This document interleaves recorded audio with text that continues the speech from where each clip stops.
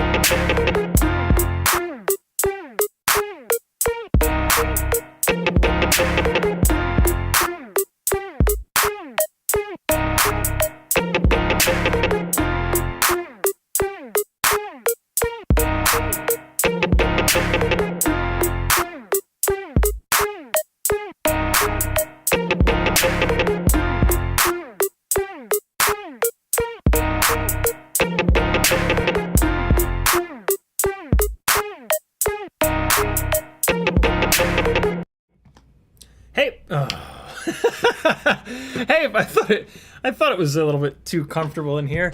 Hi, friends. My name's Aaron Ciotti. Everybody calls me Ciotti. Welcome to Monday. We're gonna do some things together. We're gonna put together the Grinderino. What do you think of that? We're gonna dry fit it together, which means just building the entire frame. I've got all the frame parts. Just dropped something. I dropped the little square piece in the middle. Yeah, we're gonna put all the frame parts together, and then we're just gonna kind of take a look at, the main thing we want to take a look at is the base plate, how much room we've got with these 20 by 20 jibby jabbies, and we can maybe dry fit the Walksnail V2 kit, make sure that it'll fit in here. And it just slipped out of my hand and I threw it onto the floor. And yeah, should be really fun. I'm excited for this. The Grinderino is Bot Grinder's new 3.5-inch frame that him and Tommy, oh my god, made together. And I've heard really good things and I'm excited about it. We can also weigh it. And if we have time, I'm gonna start pulling apart a Rip Squeak here, because I'm going to use the ESC and flight controller from this. and the... Maybe I'm going to take the receiver off. I might take the receiver off and replace it with ELRS. Right now it has Crossfire. We'll see about that, though. But, yeah, we're going to do that. And this is, of course, a Q&A live stream. So if you have any questions, load up the chat with them, and we'll talk about them, as we always do about this time. At the beginning of the stream there, you got to see the difference in flight characteristics between the heavier Walksnail rig and the lighter weight analog rig. Yeah, the analog rig flies a lot better. The 4 and change less grams make a huge difference. But I mean, the footage out of the Walksnail system is just insane. So it's yeah, as much as I love, it's way more fun to chase the RC drift cars with the analog rig. But in terms of watchable footage, yeah, you know what I'm saying. You know what I'm saying, don't you? Don't you? So yeah, I've got all of the hardware set aside here for this thing.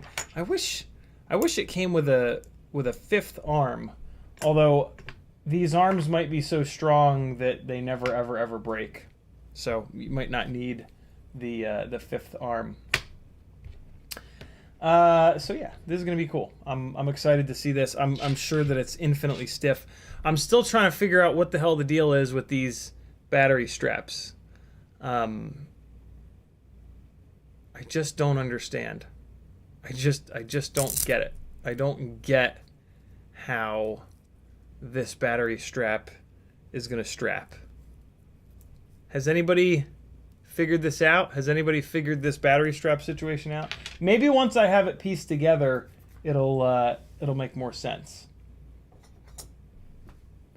But I mean, like, looking at the top plate, I just can't wrap my head around it. But we'll see. Maybe somebody in chat knows what's what. We're also going to fly a TinyWhoop battery or 2. I have 2 batteries that are sitting here charged, so you know, we'll burn those down.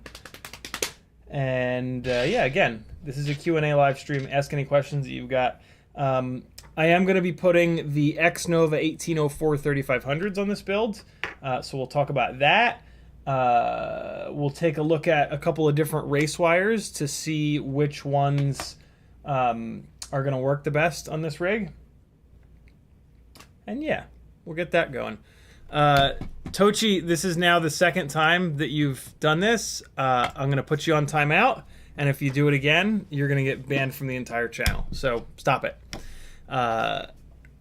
Stop repeating yourself. It's, yeah, just don't do that. Ever. Don't do that anywhere, ever. It's just, you know, sort of one of the things that we don't do in society. It's just silly. In the chat, Freelojo was first, Hockey Rounds was next, Rockcrawler, Frank Nicholas, Off Axis FPV, CMYK, Brandon Woodford, JP Spin, Flush FPV, Douglas Otwell, Hockey Rounds again, Bob Noxious is in the house, Denzel the Terrible, Frank Nicholas, Right 9, what's up everybody? Chick with a Stick, Adam Z, Tongue Out FPV. Tongue Out FPV is a good fucking name. Head Down FPV would be another good name, right? But Tongue Out FPV is awesome. David Johnson's in the chat. What's up, friends? Hey, if you want to talk directly to me, all you got to do is type CiottiFPV. If you do that, it'll light up an orange for me, and I'll read your comment. You can also do a super chat if you want to support the insanity that is trying to do FPV full time. I've been doing this for 2-ish years, maybe 2.5 years. And yeah, it's been a hell of a ride. The group of people that have connected with these live streams are just magical. And we all hang out over on my Discord channel, which is linked over at CiottiFPV.com, as well as a whole bunch of other really good stuff. I'm completely crowdfunded, so you people keep this show alive. That is the easiest and best way to make sure that you're always getting like really good information and reviews that are not biased in any way. Over on CiottiFPV.com, there's a million ways that you can support me. Some of them are free. Some of them cost you a couple of dollars. The free ones are all of these affiliate links. When you're buying things on the internet, someone has an affiliate link to the website that you're buying it. See if you can take a couple of seconds and find someone's affiliate link and click it before you check out, and they'll get 1 to 6% of your entire order as a referral. I have affiliate links to WeBleed FPV, Newbie Drone FPV Cycle, Amazon, Get FPV, Oh My God, HD0, Flywoo, Emacs, Banggood, Camera Butter, and AliExpress. If you replace your bookmarks with my affiliate links by like right-clicking and copy link address, you won't even have to worry about it. Every time you hit a bookmark, you'll drop my affiliate code in the shopping cart, and away you will go. If you have a couple of extra dollars, you can join my Patreon. That's what's going to give you the most benefit. You can also buy some fun stickers and hardware from Etsy or a shirt from Teespring. You can work one-on-one with me. I'll help you fly better, tune better, or build better, or all three. Or you can just PayPal me direct and support me. You can do super chats. YouTube takes 30%. PayPal, they don't take anything. So yeah, that's how you help me out. Speaking of Patreon, Will CFPV, thank you for joining the Patreon on an awesome tier. Will is going to be entered into the giveaways this next Monday, a week from right now. And what else do we have here? Oh boy, there's a bot grinder email. That looks like a shit show. There's lots of smoke. I thought I saw one more. Where was it? There's all my eBay alerts. I have about a dozen eBay alerts that email me every single night. But there's a bunch of things that I've been looking for forever that I know someday I'll find. I could have sworn there was another one. Good Lord, my email is a war zone just from yesterday and today. My God. All right, I think we're good. What's up, friends? How are you? How's everybody doing? I'm on the Discord right now. I'm in live stream live, so if you want to put if you want to show me something, like an image, YouTube won't let you do that, but you can do it over in Discord. What do you think of that? Blah, blah, blah. Hey, I forgot on yesterday's live stream, I forgot to read out the sound pack things that Quadbod needs me to read out. So Quadbod has created a CiottiFPV sound pack, which is just insane. And I think it's the funniest thing on earth. But he's got some other things that he needs me to read to complete the sound pack. So 0.0, 0.1, 0.2, 0.3, 0.4, 0.5, 0.6, 0.7, 0.8, and 0.9 are some of the things that I needed to read out. I'm going to read those a little bit more straight, though, real quick. 0.0, 0.1, wait, no. So it'll be like 17 point something. 0.0, 0.1, 0.2, 0.3, 0.4, 0.5, 0.6, 0.7, 0.8, 0.9. There we go. And then he needs integers from 11 to 25. So 11, 12, 13, 14, 15, 16, 17, 18, 19, 20, 21, 22, 23, 24, 25. What do you think of that? And then there's going to be some timers in there. Timer 1 elapsed. Timer 2 elapsed. Timer 3 elapsed. Minutes, seconds. Here we go. Quadbot says, I thought about getting more frustrated with each one, e.g. timer 1 elapsed, well done. Timer 2, well, you know. Timer 3, how many timers do you need? All right, so between those we should be good. We should be good. Don E with a $2 super chat. Thank you so much, Don. Very cool of you. Much appreciated. All right, Tohika, I'm sorry, dude, but this is the second time that you've done this, so sorry, man, you're gone. I can't deal with it. I was super nice about it last time. I was super nice about it today. You're just not listening, so sorry. Can't participate in my live stream chats anymore.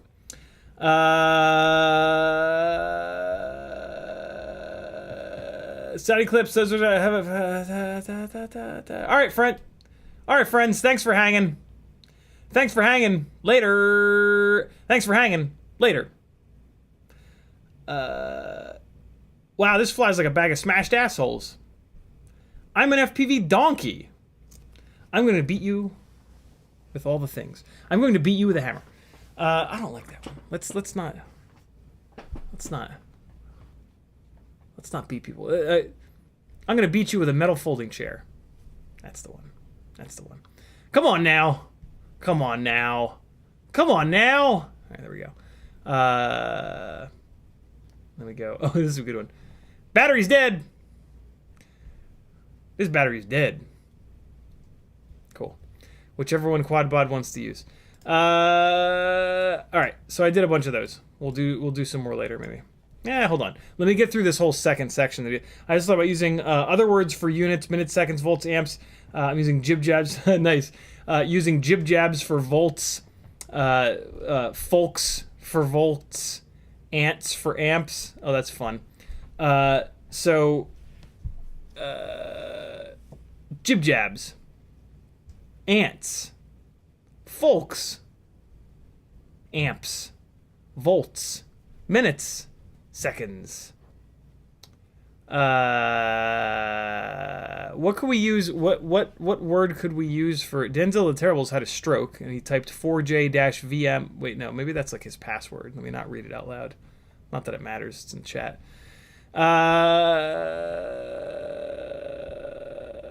What can we use for minutes and seconds?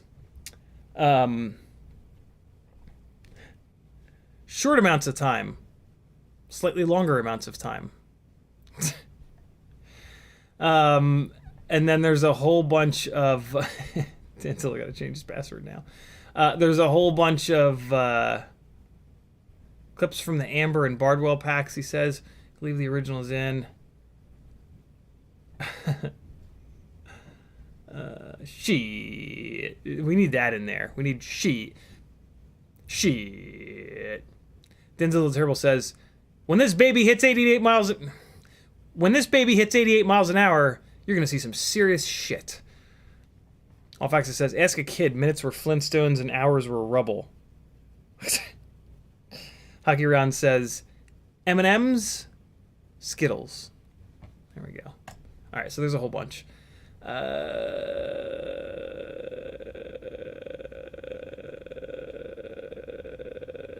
Cool.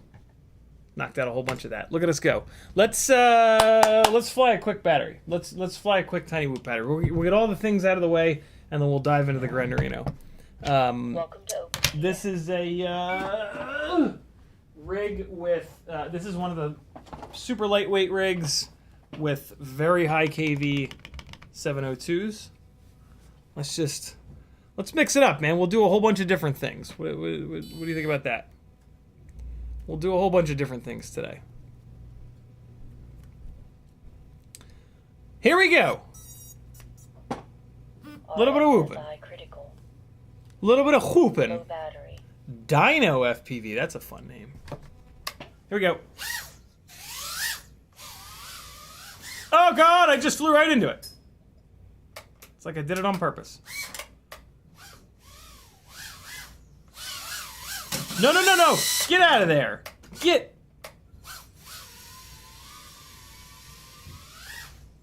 Oh, I missed it.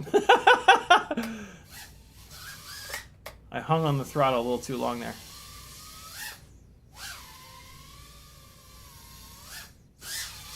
Shit! Oh my God, what is happening? Come on now.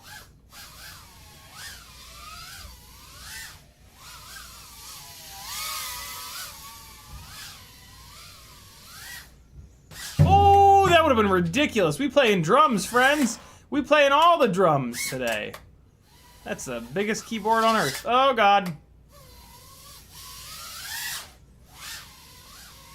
That was an awkward little throw. Ah, I thought I cleared the couch. I was going to just do a little... Let's try that again. That's actually a cool little... Not quite there. Gotta drop it down low. Let's see. Oh no! He ain't getting out of there. That's behind the shelf. Matty flips are very difficult to like get out of cleanly in a way that like is purposeful and kind of makes sense. But it's a cool challenge, and it's one of my favorite challenges in all the different camera moves that we do for freestyle. Where is it? Ah, I found it. Oh God, this rig's starting to get beat up. Like it's starting to sound kind of beat up. I think it's the how do you clean out your filthy little motors? CMYK says. I don't think there's really any special way of doing it, if I'm honest. What? Core temperature? F off. Oh God. Here we go. Mega loop. Oh, so close. Mega loop. No, hold on. Gotta fly into it with purpose. There we go. Oh, so effing close. Gotta get it. Gotta get it. Come on now. That was it. That was it with a little bump. Stop it, stop it, stop it. Stop it, stop it, stop it. Leave me alone. There we go. There it was. Oh boy. No, no! 3.4, we're good. Oh boy. Alright, cool. Got that one out of the way. Let's do one more quick battery, and then we're gonna move on. We were kind of working those Matty flips for a second there. Let's get back into that. Let's dive back into that. These motors are got a bunch of hair in them. This poor thing. This poor little quad. What's happening here? Why this camera looks like it's sitting in here a little bit sideways? Nah, I think it's all right. Here we go. Ha!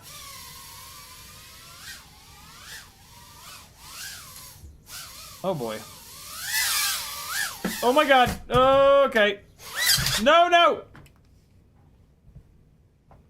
Too many things on the desk that'll get blown away from the thrust. Oh wow, I didn't see that at all.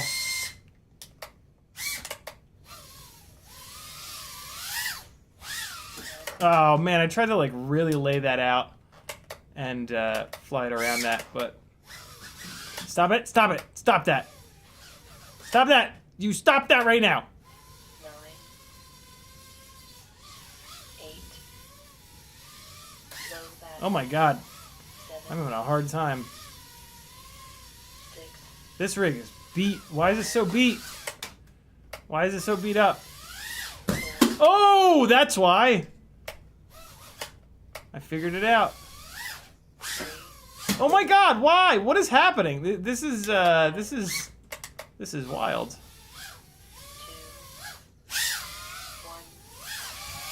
Oh my God, I'm hitting all the things as hard as I can. Low battery. Oh my God. I want... Where is it now? Oh, it's in a box. Low battery. It's in a cardboard box. Alright, we're almost good. Low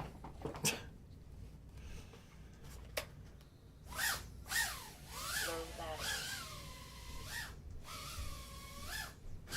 Oh man. Oh boy. Uh-oh. That ain't coming out. Oh, it came out! Low battery. Man, the crash prevention is really having a hard time. Is the accelerometer not? No, the accelerometer's fine. Very weird. I'm just flying like an idiot. Oh yeah!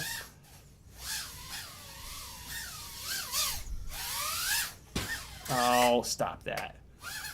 Leave me alone.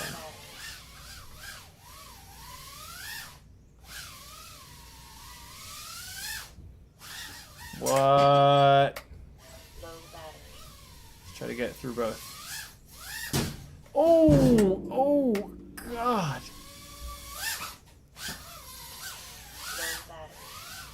Yikes. Yeah. Low battery. 3.49. Good enough. All right. We discharged a couple batteries. Happy days are here at last. Low battery. Oh, come on. Come unplugged. There we go. All right, cool. Telemetry lost. I know, Amber. I know. Oh my god, the battery is very low. 6.4 volts. That's too low. That's too low. Get that battery voltage back up. Get it back up. All right. I am still in my pajamas, yeah. Although, actually, I don't wear these. I wear, like, shorts to sleep, and then I put pants on to rumble around the house. So these are my work pants. World's weirdest work pants. Yeah, this thing is beat up. I think this thing is beat up because of the prototype frame. I think that these motors have endured more abuse than they normally would because the motors are being held down very firmly. And that's all I can really say about that because it's a prototype frame. Shirt of the day is from FPV Crate. This is one of my favorites, actually. I really dig this. Super fun, like Miami Beach kind of vibiness. All right, what is happening in chat? Let's get caught up and then we'll do some things. Don E, thanks again for the super chat. Off Axis says thanks you. Says thanks you. Denzel the Terrible. Then we got that. Good to go. And Michael D says, we have a pajama party. We are indeed. Denzel the Terrible says, we need another marathon onesie stream. Oh, God. Those streams are so hard. My voice just gets so wrecked on those streams. Stavel says t-shirt of the day. Freelojo says that was their last shirt. Was it really? I didn't realize that. It's what a hell of a last shirt, to be honest. I wish I could get another one. Let me move the chat off to the right here, and we are going to dive in to the most Grinderino of all the Grinderinos. There it is, yo. Let's see how it is. Hold on. Let me quit and relaunch Logitech. Alvaxa says, did you see my message about the battery strap loops? I did not. Where'd you send it? Where'd you send me a message? It's not in my email. Where is it? It's not on Discord. Unless it's in general. Did you put it in general on Discord? No, it's not in there. I'm on Livestream Live, by the way. Friends. Welcome to Edge TX, fuckers. Off Axis, where'd you send it? According to the Guide store, those battery straps just come with an extra metal buckle. Oh, okay. Cool. But why? Why do they, like, if that rips, it's just game over. But that's great. That's great that I'm just not understanding this. I guess maybe they've had the buckle let go or something like that. That's crazy. The buckle is sewed. The reason I'm confused is that the metal buckle is sewed in here. So like, in order to if this were to get mangled, in order to replace it, you would need to seam rip this all, and nobody that I know in FPV is going to be doing any seam ripping. But you never know. You never know. Well, cool. All right. Mystery solved. Bench cam. All right. Hold on. That camera is looking awful. Why does it look so bad? Because the Logitech program is shitting the bed right now. It's just taking a big old dump. Come on, Logitech. please do something. Focus. Oh, wait, no. This is the wrong camera. I'm on the wrong camera. Hold on. C920. This is the right one. Okay. And... okay.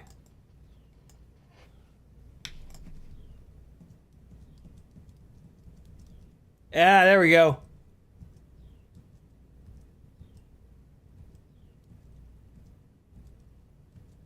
Yeah. Much better. How has that been out of focus this whole time?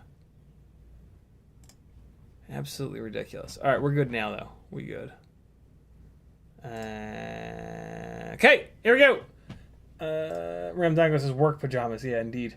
Joe GFPV says, what size motors are you putting on the Grinderino? 1804 X Novas. They are the best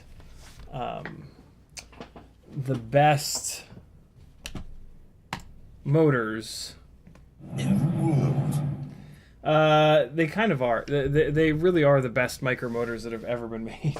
They're just magic. You can only get them from Pyrodrone, and they're just insane. They're so worth it. 3mm motor shaft, great power, nice and smooth. Excellent set of motors. But we're not going to be doing much, if anything, with the motors today, other than just kind of talking about them. We are going to spend the majority of our time piecing this frame together. So this right here is the rear upper plate, and the press nuts are going to sit up like that because you're going to put screws in from the bottom that are going to pull down on these press nuts. So this piece is going to sit like that. That means this is the front.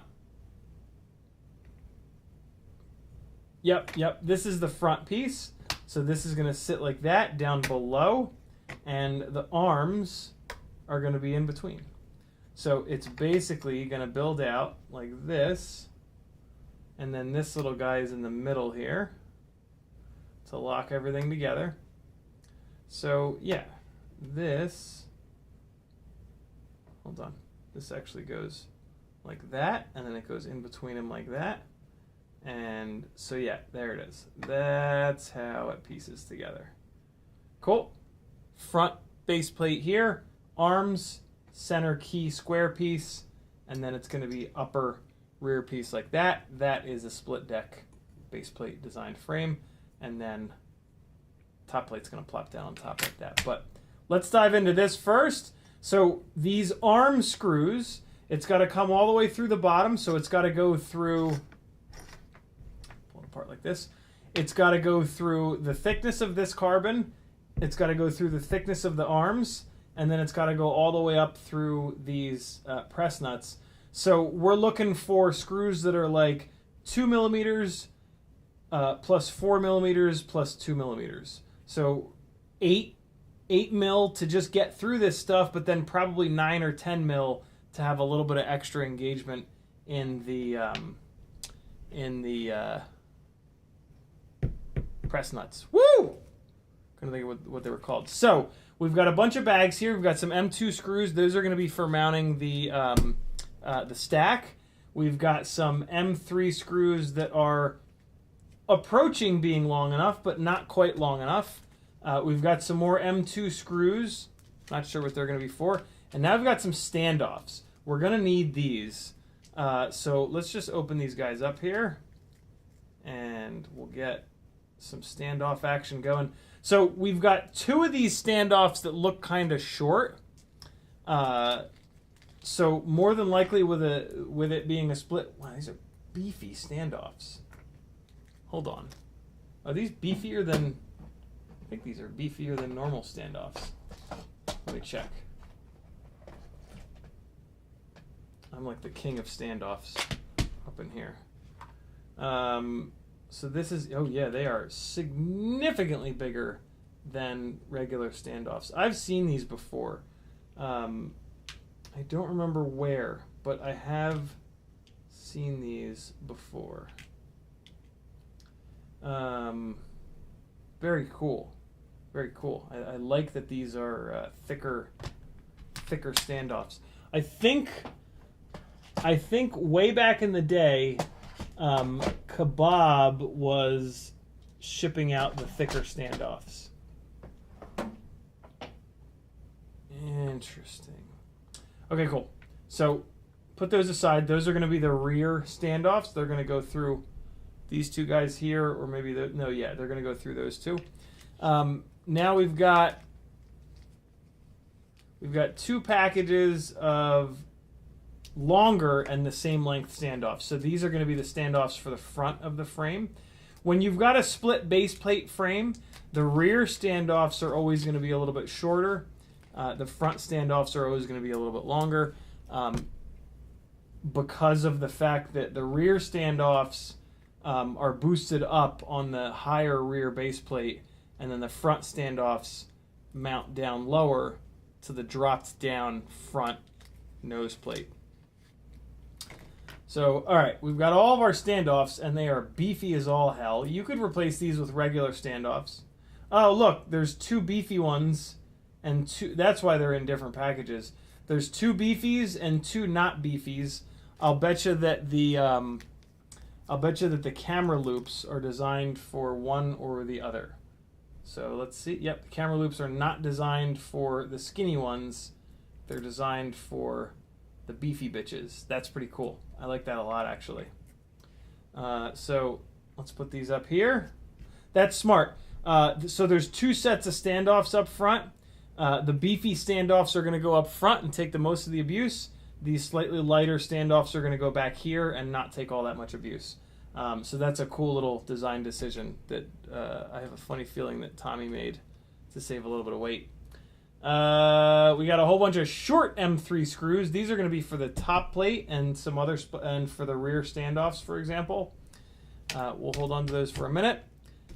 We've got a little bag with some extra press nuts, which is awesome. One single washer, and then a screw. So I think these are the screws. I think these are the screws to come up through the arms. Let's take a look. Let's take a look. Chat talking about motors. Very cool. Come on. Little bag. Open up. There we go. Okay, so I have a funny feeling these are the screws that I'm looking for. Something that Tommy does that kind of nobody else does that I've ever seen is he doesn't just give you 4 screws, he gives you 5, and then you've got an extra, which is awesome. So save your little bag with the awesome artwork and throw your extra screws in there. Someday you might need them. Yeah, these have to be the ones that go through the arms. So here's what we're going to do. We're going to take the base plate.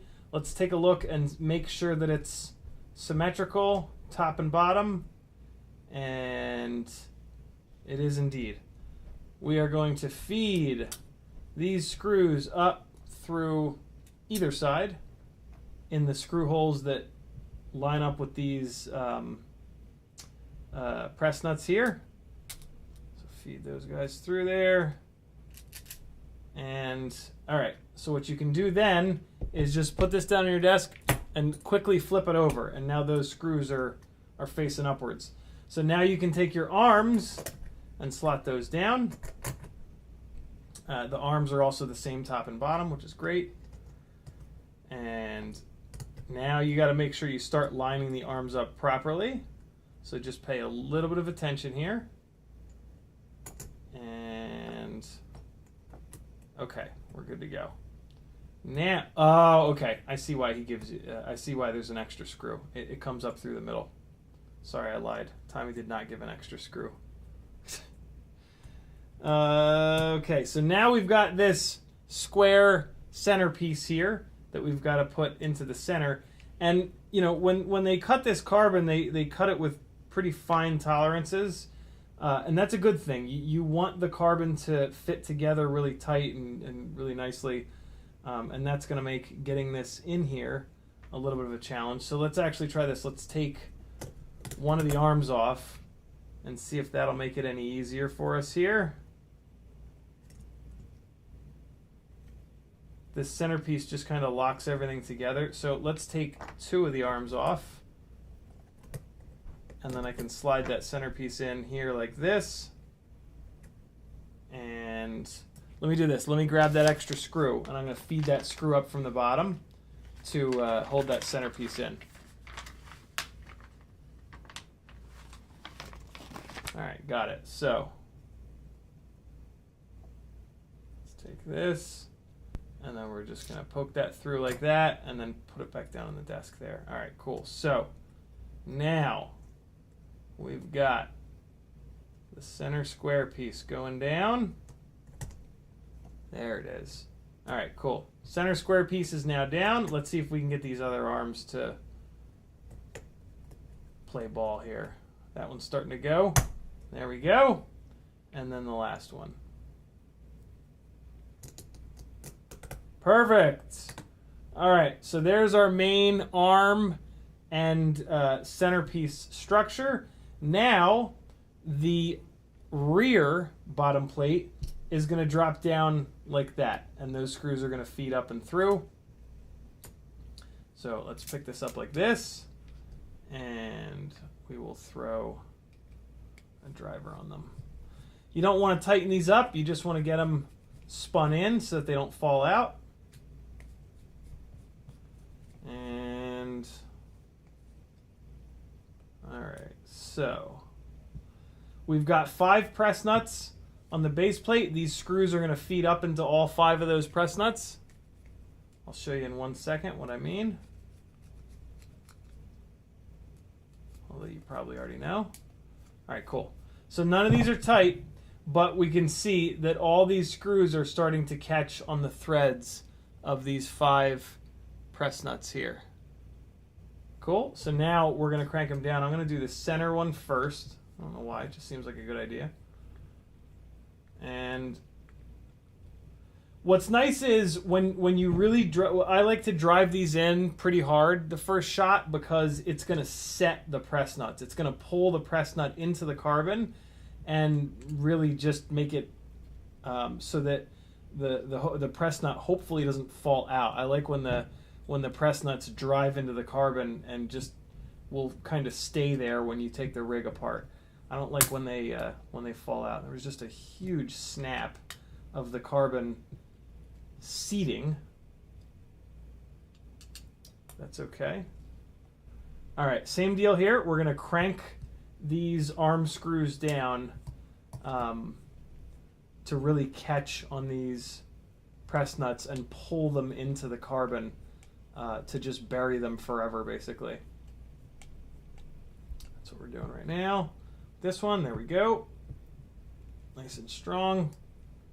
All right. 2 more. What you want to be careful of is when you're screwing these in, you want to make sure that they're not like threading into the carbon and creating a big gap in between the arm and the base plate.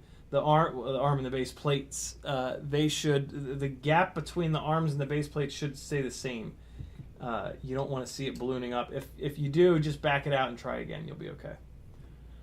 All right, so there we go. That is all 5 of the arm screws, and now what we always do is grab this thing corner to corner, put our thumbs in the middle, and give it the old flex test. And good Lord, is this strong. These arms are very big. These are 4mm thick arms, and my God, does it ever feel like it. That is hilariously sturdy. This, man, at 250 grams, this will never break. This is a super, super, super durable feeling frame. All right, cool. Let's keep going. Let's throw some of the standoffs and get it going. Flying Grip says if your press nuts are falling out, they were installed wrong. I mean, sorta, but not really. This is one of the reasons why I recommend that you guys not take your builds apart unless you absolutely have to. If you take a frame apart a dozen times, there's a decent chance that the press nuts are going to start to get a little bit tired and start to either fall out or wiggle out or rotate out. So you got to kind of be careful. Yeah, pull your rigs apart when hopefully there's like 2 things that need to get fixed at a time, and that way you'll have the amount of stress on everything else. TinyWhoop says, is this all up weight sub 250? Hell no. But if you did build it sub 250, it would be pretty much invincible, I think, is my guess. All right, so it comes with a bag of these little short screws. These are going to hold the standoffs in. This is the top of the bottom plate here. We know that because the press nuts are facing upwards. So we're going to run these screws in from the bottom. As you can see, the rear part of the base plate is higher than the front part of the base plate. So the longer standoffs need to go in the front, and the shorter standoffs need to go in the rear. Here are the shorter standoffs. These are the big fat bulbous ones. And since we're just kind of specking it out, we don't have to crank anything down. I wanted to crank those arm screws down to really set the press nuts in place. But the rest of these we can just kind of loosely, not loosely, but you know, just tighten them by hand. So there's the 2 rears close together. And now we've got some front standoffs we need to throw on here. And for the fronts, we've got 1, 2, 3 up here, and then 4 to really kind of box in the front of this frame. I see the other reason that there are skinny standoffs being used on the rear ones here. It's because these standoffs are sitting right against the arms, which feels like it was on purpose. Like it feels like these screw holes were put on top of the, yeah, it's like touching. That's pretty cool. That's an interesting way to kind of do it. If yeah, that's slick. I like that. Okay, so the long skinny standoffs are going in here. They go into the rear spot. Only after you drop them on the floor, though. That's a necessity. All right. Freeloader says the other press nuts are for the 20x20 stack mount. Okay. Denzel the Terrible says Super Deluxe built one on stream and had to file down the center screw so it wasn't touching his ESC. Keep an eye on it. Yeah, that's always really important when you're using frames that have base plates that have got press nuts. Always be very careful of the screws if they protrude up above the flat surface of the press nut. You can kind of see it there. You don't want them to touch your ESC. They will make it go kablingo. These are the big fat bulbous standoffs that are going to go on the front here to match up with the little TPU loops that they send you, which is great. Freeloader says the standoffs are only like that for the first 100. Yeah. Freeloader also says doing it the hard way, put center and 2mm plates and then arms. All right, so there we go. There are the big bulbous front standoffs. You take these TPU camera loops and just drop them on like that. One of the most versatile ways of mounting an FPV camera. Really love that they're using that simple mounting solution. So now we've got 6 more short screws, which are going to be for the top plate. 1, 2, 3, 4, 5, 6. Now is when we want to take a look at if we're missing anything. So we've got press nuts here and got screw holes down here. Big long screws for the stack mount, but we're not mounting the stack quite yet. And then we've got a bunch of M2 screws. Looks like we've got some M2 screws for if you're doing an AIO here, and if you're doing a,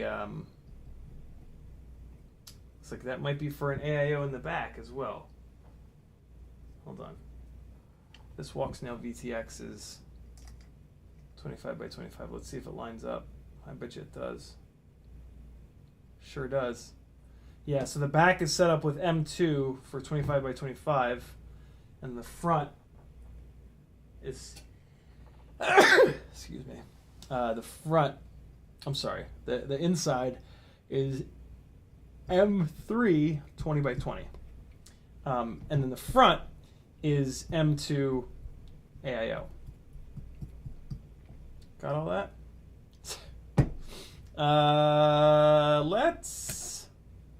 So we got some M2 nuts and some other stuff here. Okay. So how... The other press nuts are for the 20 by 20 stack mount. How would that work? How and why would that work? Why would we use... Interesting. Oh, okay, I see. Okay, so we're going to use these extra press nuts. Technically, you don't have to, but I'm going to.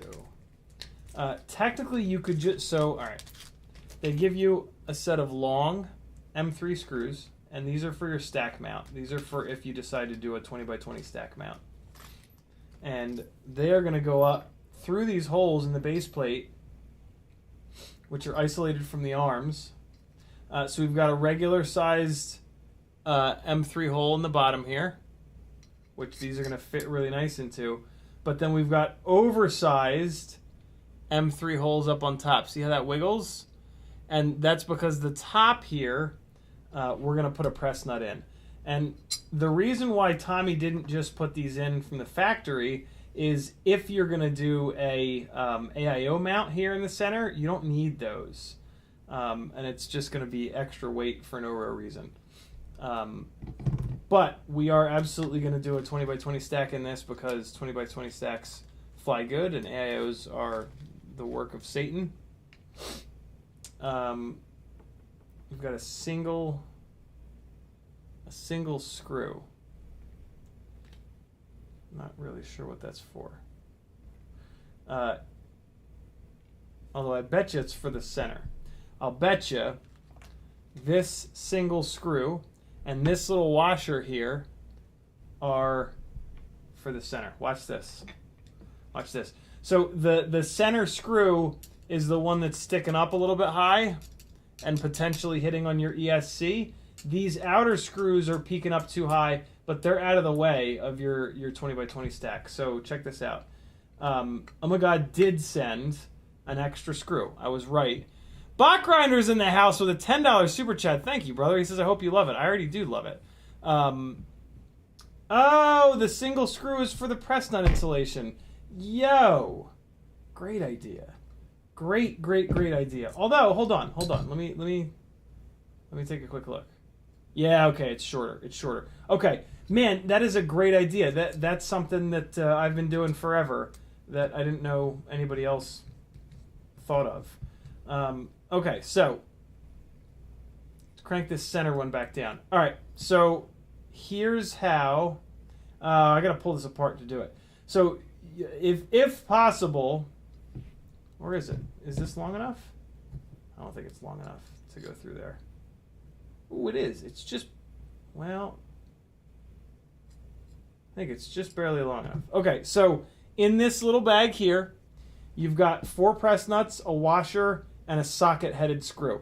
The reason that it's a socket-headed screw is you're going to crank on this bitch like a motherfucker. So you can take your 2.5 millimeter driver and you can really crank this thing, which is important because you want to really bury these press nuts in here. So you take your little press nut here.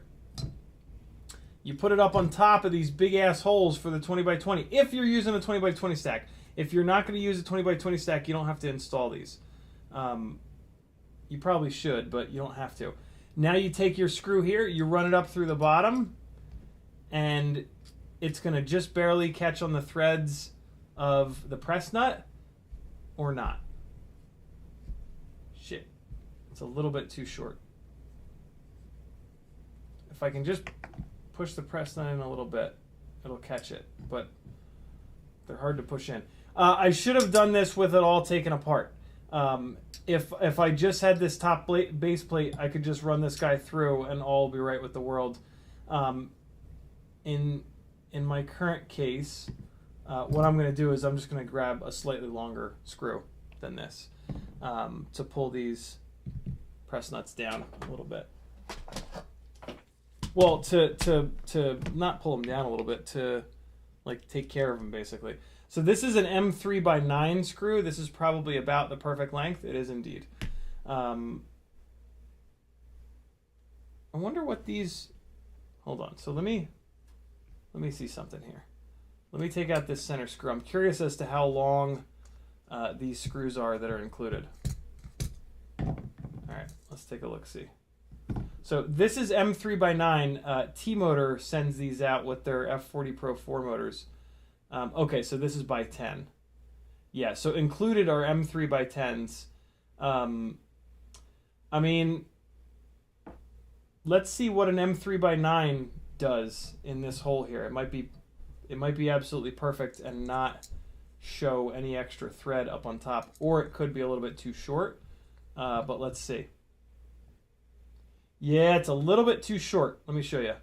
So an M3x9 is ever so slightly too short. I never want it. Oh boy, is that hard to see. I never want it to sit down quite that low. See the screw in there? Like, it's probably fine. It's probably engaged. Let me take a closer look. Although you guys aren't going to be able to get M3x9, so it doesn't really matter. But, well, you know what? It is catching all of the threads. I'm actually going to leave it. I'm going to leave this M3x9 in here just so that I have a little bit more clearance.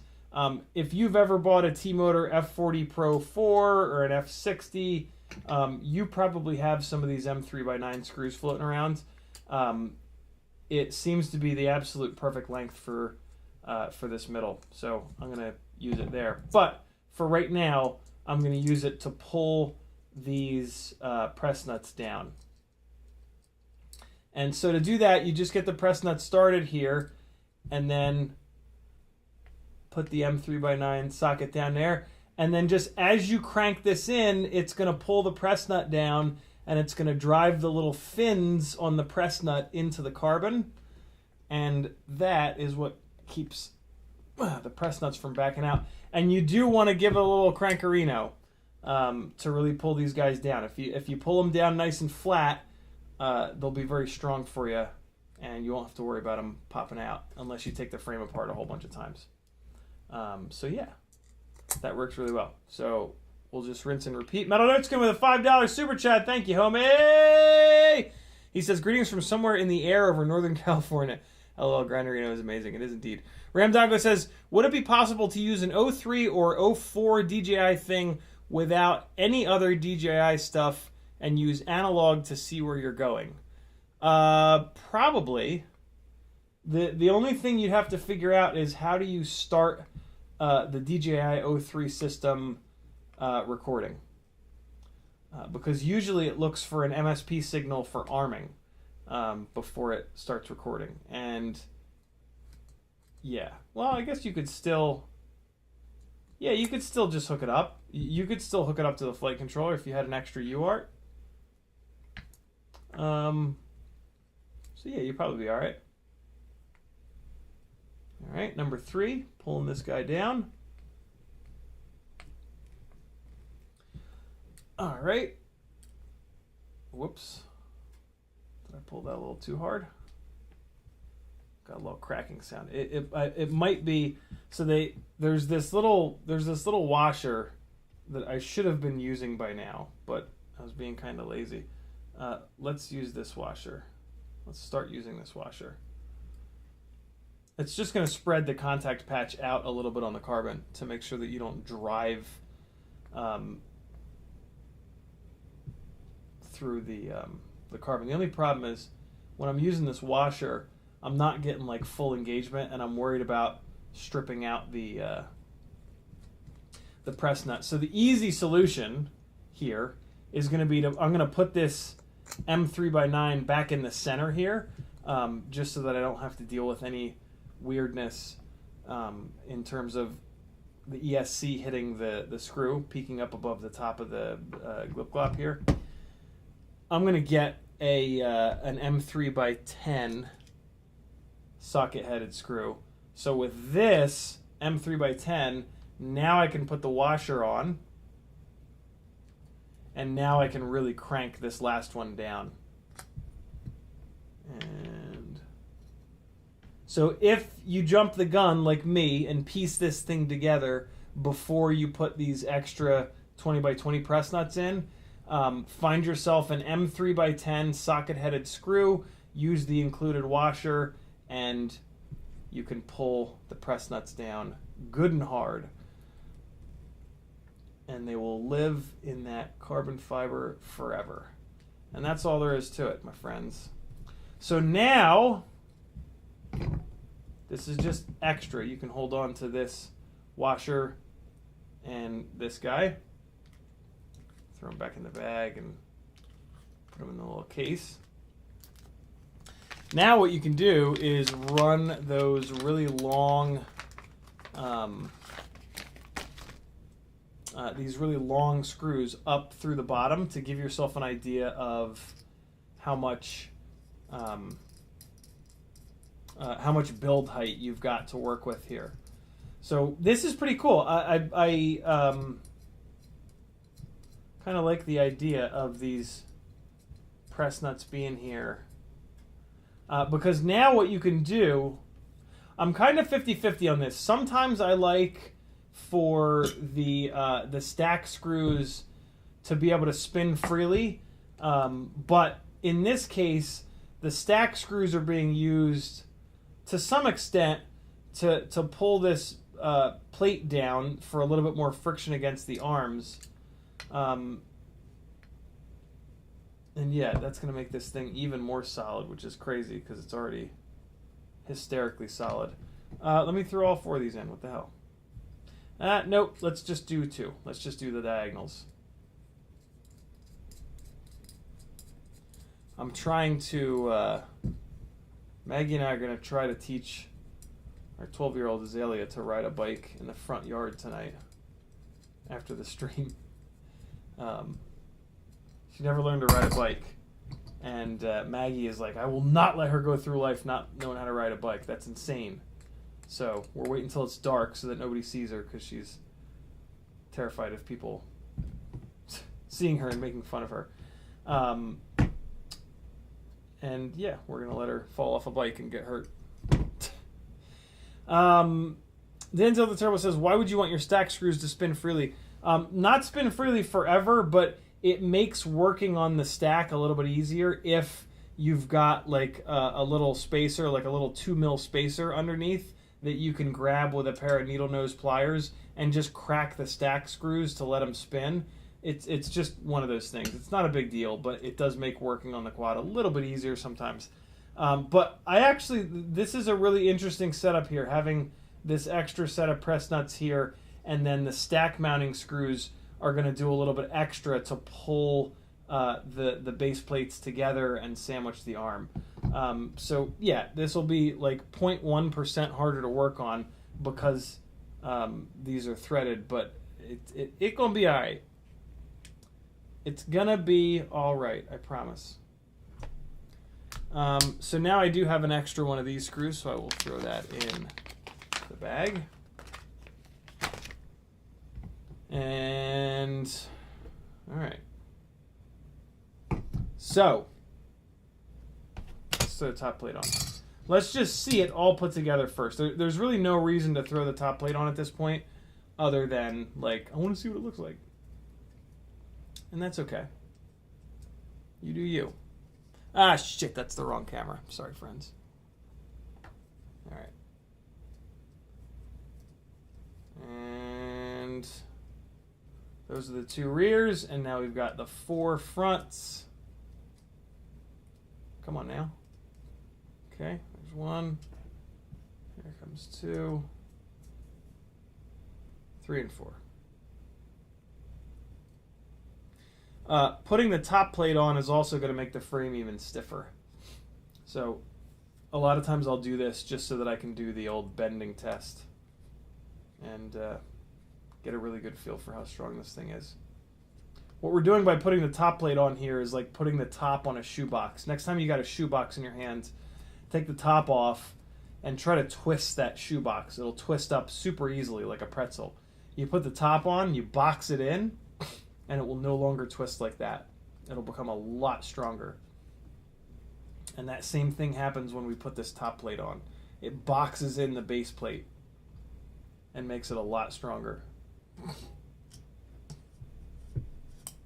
All right, here we go. Last one. And that, my friends, is what the Grinderino frame looks like put all the way together. Let's compare it to the Rip Squeak. Oh boy, quite the difference there. The Rip Squeak is something that you can easily get below 250, and it was really meant for that. It was meant to be lightweight, sub 250, easily sub 250. The Grinderino was not meant for that. The Grinderino was meant to be a basher, big thick arms. Yeah, no real fucks given about being sub 250. You could probably build this out to be sub 250, but I wouldn't. They fly better at 300, 350 grams. This is where we're going to pull some of the guts out, though, so we're going to start tearing this apart in a minute. But let's see here. So, Jesus Christ. Yeah, that's something else. That's something else entirely. If I'm completely honest, I would love to see this frame with 3mm arms. That would be amazing. I understand why it's got 4mm thick arms, but I think with the thickness here, 3mm thick arms would be plenty strong.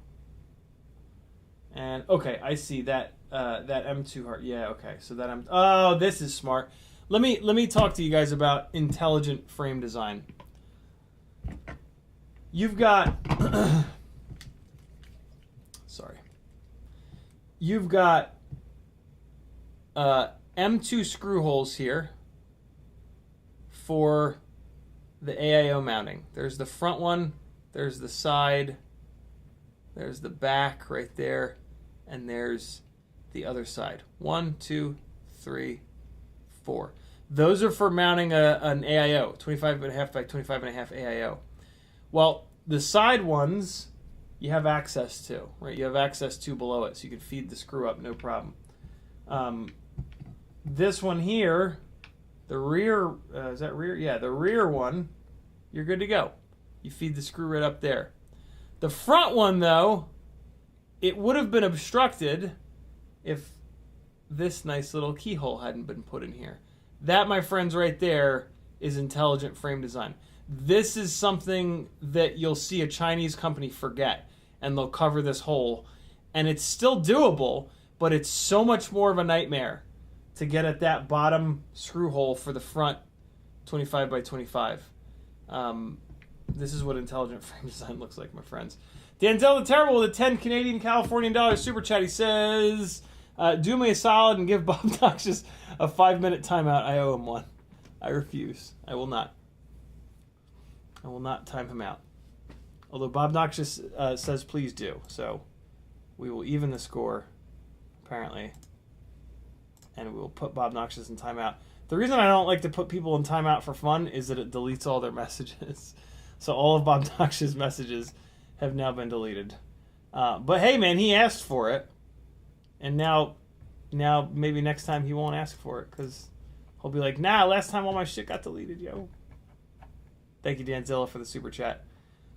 All of Access says wrong person. What? Is there another Bob Noxious? Oh, shit. Wait. What? No. Oh, man, did I...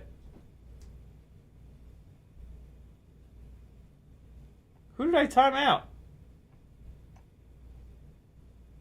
Did Bob Noxious time himself back in? What happened here? Oh, I timed out Dan. Oh.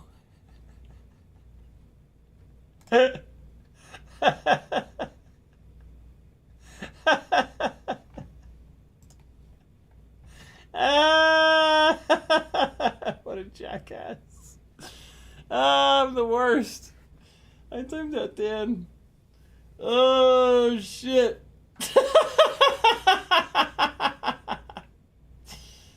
Oh, God.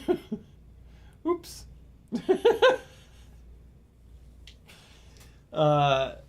That right there figures. That figures. And you can't untime someone out. Oh, man. That's good stuff right there. All right, Grinderino's put together. Let's rip apart this Rip Squeak so that we can steal the ESC and the flight controller out of it. And just in general, I had a whole bunch of these things built to do a lot of testing with, and then once I got to the end of the testing, I kind of stopped flying them. I don't really need 3 of these things. So yeah, we can start to tear down some of these Rip Squeaks and just save the body parts for extras when I need to replace one of the main ones that are running. Bob Noxious with a $20 super chat. He says, "I love you." See, so that's the key, friends. If you want to start a YouTube channel up, time out. If someone tells you to time someone else out, time that original person out, and then the other person will support you even more.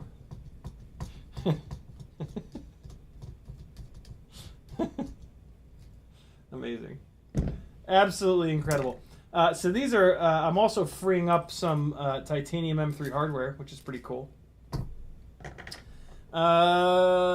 This is looking good. No cracks, no bullshit. All right, so we got a perfectly good V1 Rip Squeak top plate.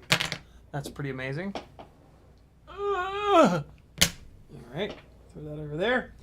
This hurts to tear this thing down, man. These builds are difficult with everything crammed in here.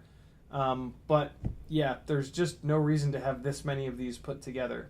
So yeah, apart it shall come. So right now is when I like for the stack screws to be locked down. I like them locked down right now. But sometimes it's nice to have them be able to spin. And I might come to a point here with this build where that becomes the truth. I'll let you know if and when we get there. So, it looks like in my infinite wisdom, I put the RunCam hybrid board on a plug, which is pretty cool. I like that I did that. Because that allows you to just unplug that and then pick this up, pick the camera up.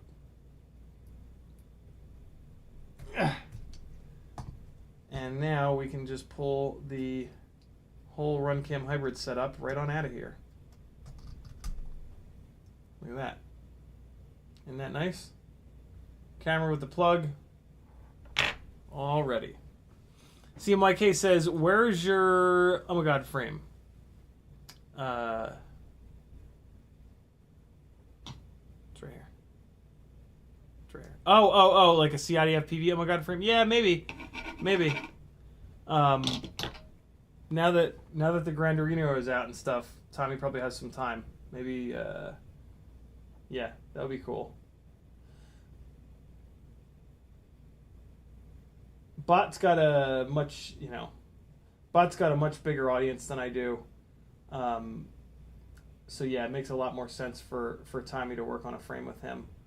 But yeah, shit, I would absolutely love to work on a frame with Tommy. I just, my name being on it wouldn't do anywhere near as much good as Bot's name being on it.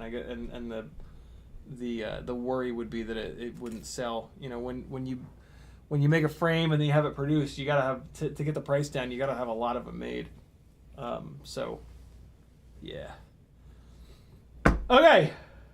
Looks like I was using some cut down rubber grommets as stack spacers.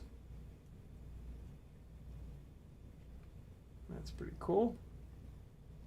And then I've got some M2 to M3 brass collar adapters in here. Let's cut the zip tie off of the VTX and receiver here. All right. Pop this antenna, TPU up and off. Okay, good deal. Up comes our flight controller. We've got some arm LEDs, VHB down to the arms here. Let's pop those up. Come on. Denzel is back! And he's going to time everyone out.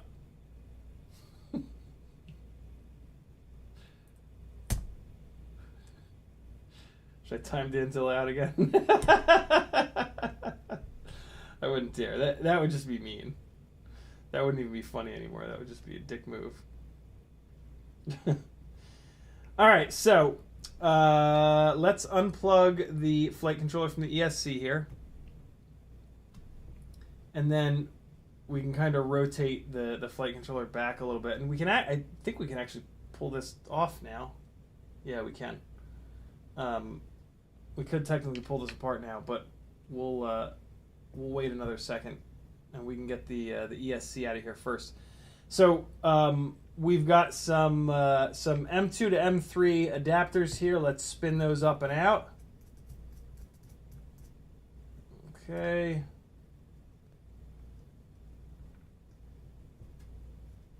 Denzel says I would deserve it. All right, let's get these guys off of here. I gotta be honest, I'm really tempted to build the Grinderino with the RunCam hybrid as an analog rig, but I think one of the problems I would have is getting the camera to clear up front. I don't think those front standoffs were 28 mil, although the top plate of the Grinderino does look very similar to the cutout, I should say. The front cutout of the top plate does look a lot like the front cutout of the Rip Squeak, which allows the camera, the RunCam hybrid camera, to clear. So there's actually a chance that it would work.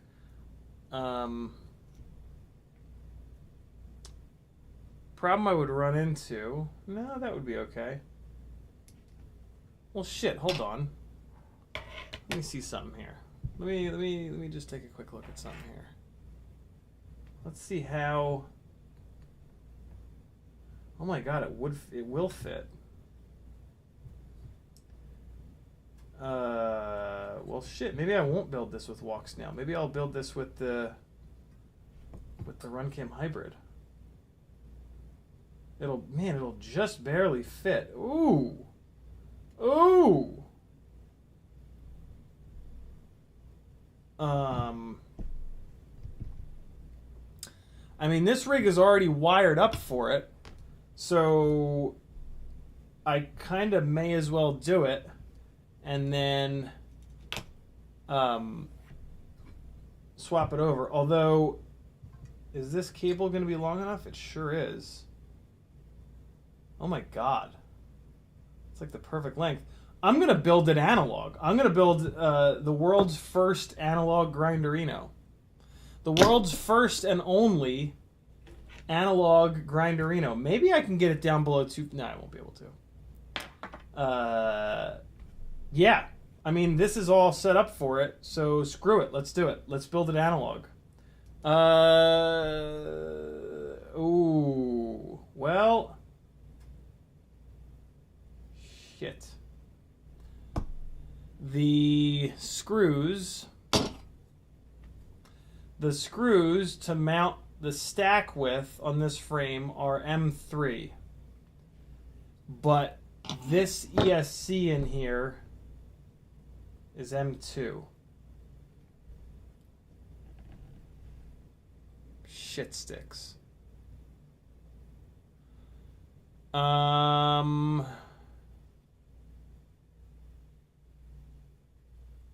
what I can do...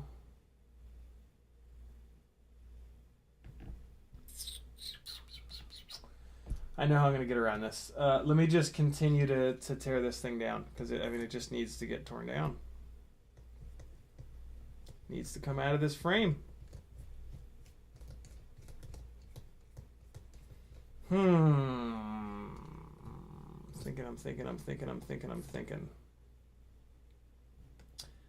I mean, I should... Here's the thing, like, as much as I love the RunCam hybrids,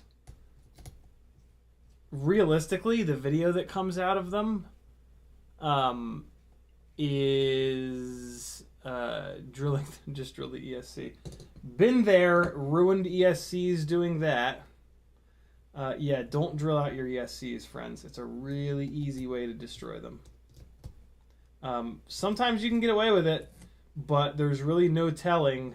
Like, you just you have to just do it, and then if you drill through a trace, you're done. If you don't, you might be all right. But yeah, that's tough. Tough sell. Okay. All right. CMYK dropping the CiottiFPV.com link. Thank you, dude. All right. Popping these little nutties off here. And I think I have a solution to this issue. I think I do. I might not, but I think I do. I think what I'm going to do is put an M2 to M3 adapter on the bottom of those holes, and then just let them run through the middle of those press nuts. I kind of wish I hadn't put those press nuts on now.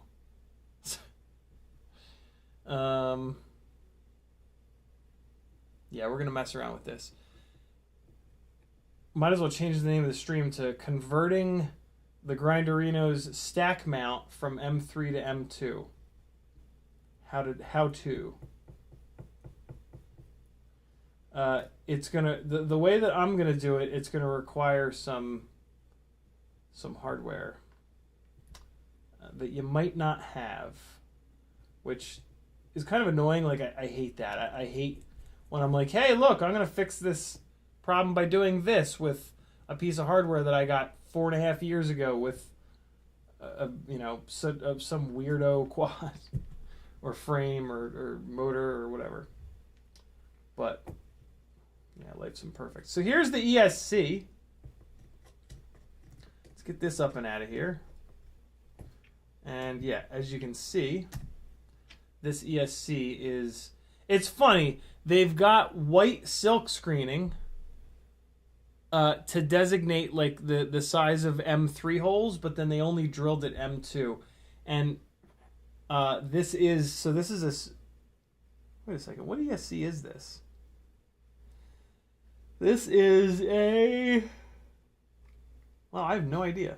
SpeedX something, maybe? I think it's a SpeedX. Huh.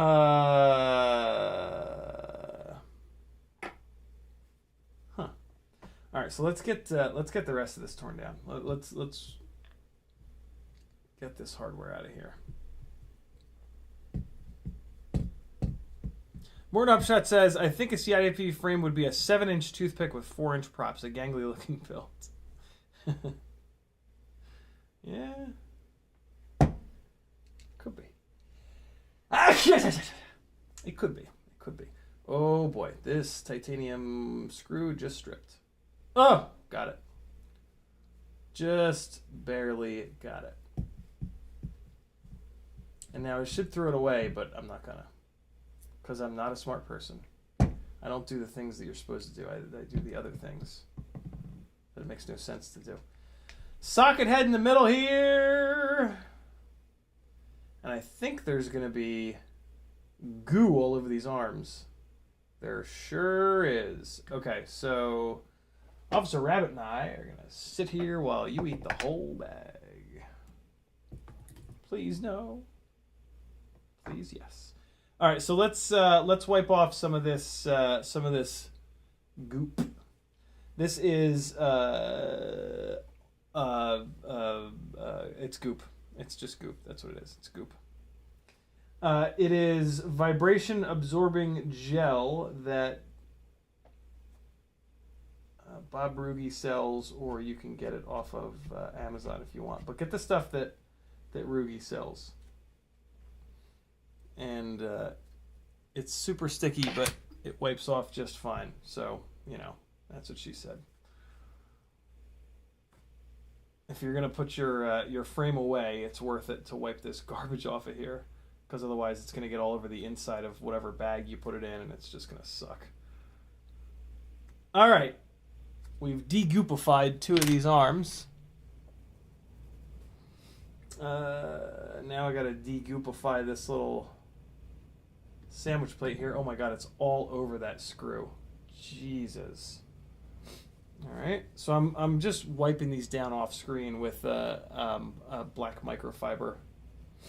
If you've not found out the magic of microfiber cloths yet, good lord. Get your ass to a Costco and buy a big box of yellow microfibers. They'll change your life. Littering and smoking the reefer. Okay, here we go. What would you guys rather me do for this build? Walksnail or Runcam Hybrid? At least for the first go around.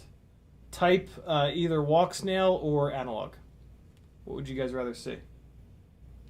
The world's first analog Grinderino or the world's best Walksnail Grinderino?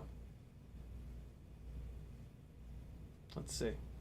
It's like 5-1 Walksnail to Runcam so far. All right, so it's a landslide for landslide. Looks like there's only 1 or 2 people that want it to be analog. There's a couple people. Hold on, I'll do a proper poll. I'll do an actual poll. Start a poll.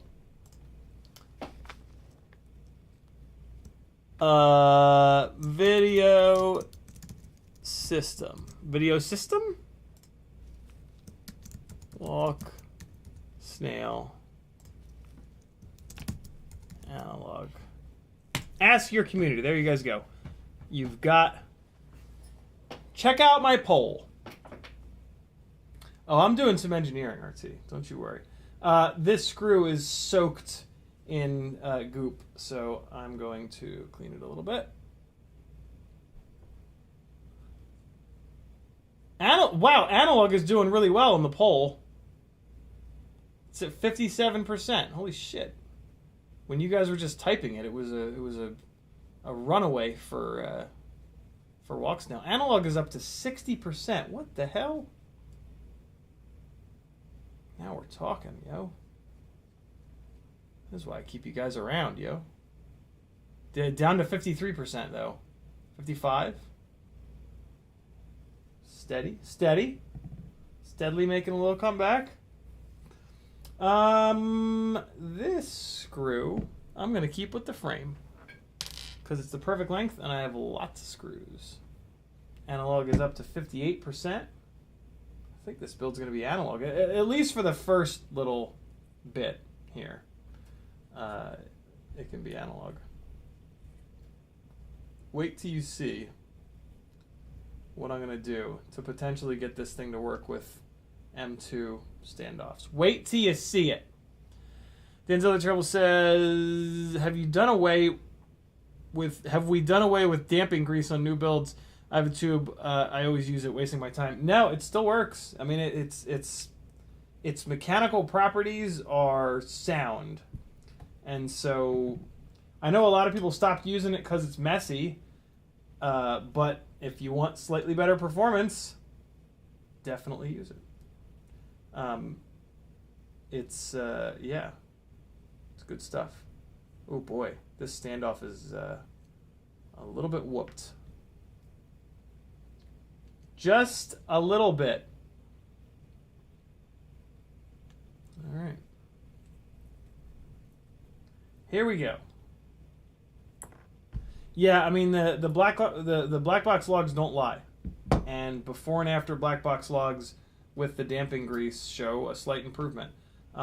It's not like the greatest thing in the world, but it's something, and it's really inexpensive, and yeah, it's easy to put on. It's like if you can find 10 small things that improve the performance of your rig, why why not do them? Is my sort of approach. Like, it is a little bit annoying that I have to sit here and wipe it off, but it took what, 2 minutes? We good. Mo FPV says, I currently am mostly analog, some HD0, and some Walksnail, but I would think DJI 03 perfect for 3.5-inch 4K footage and no extra GoPro weight. So a couple of the problems with DJI 03 is that Niogel, I couldn't remember that word. Thank you, Fun Purple. Yeah, the DJI 03 system is it's super impressive. Don't get me wrong, but it's flawed, unfortunately, in a lot of different ways. The main way for me, in my opinion, is it's just way too much money. It's just way too expensive.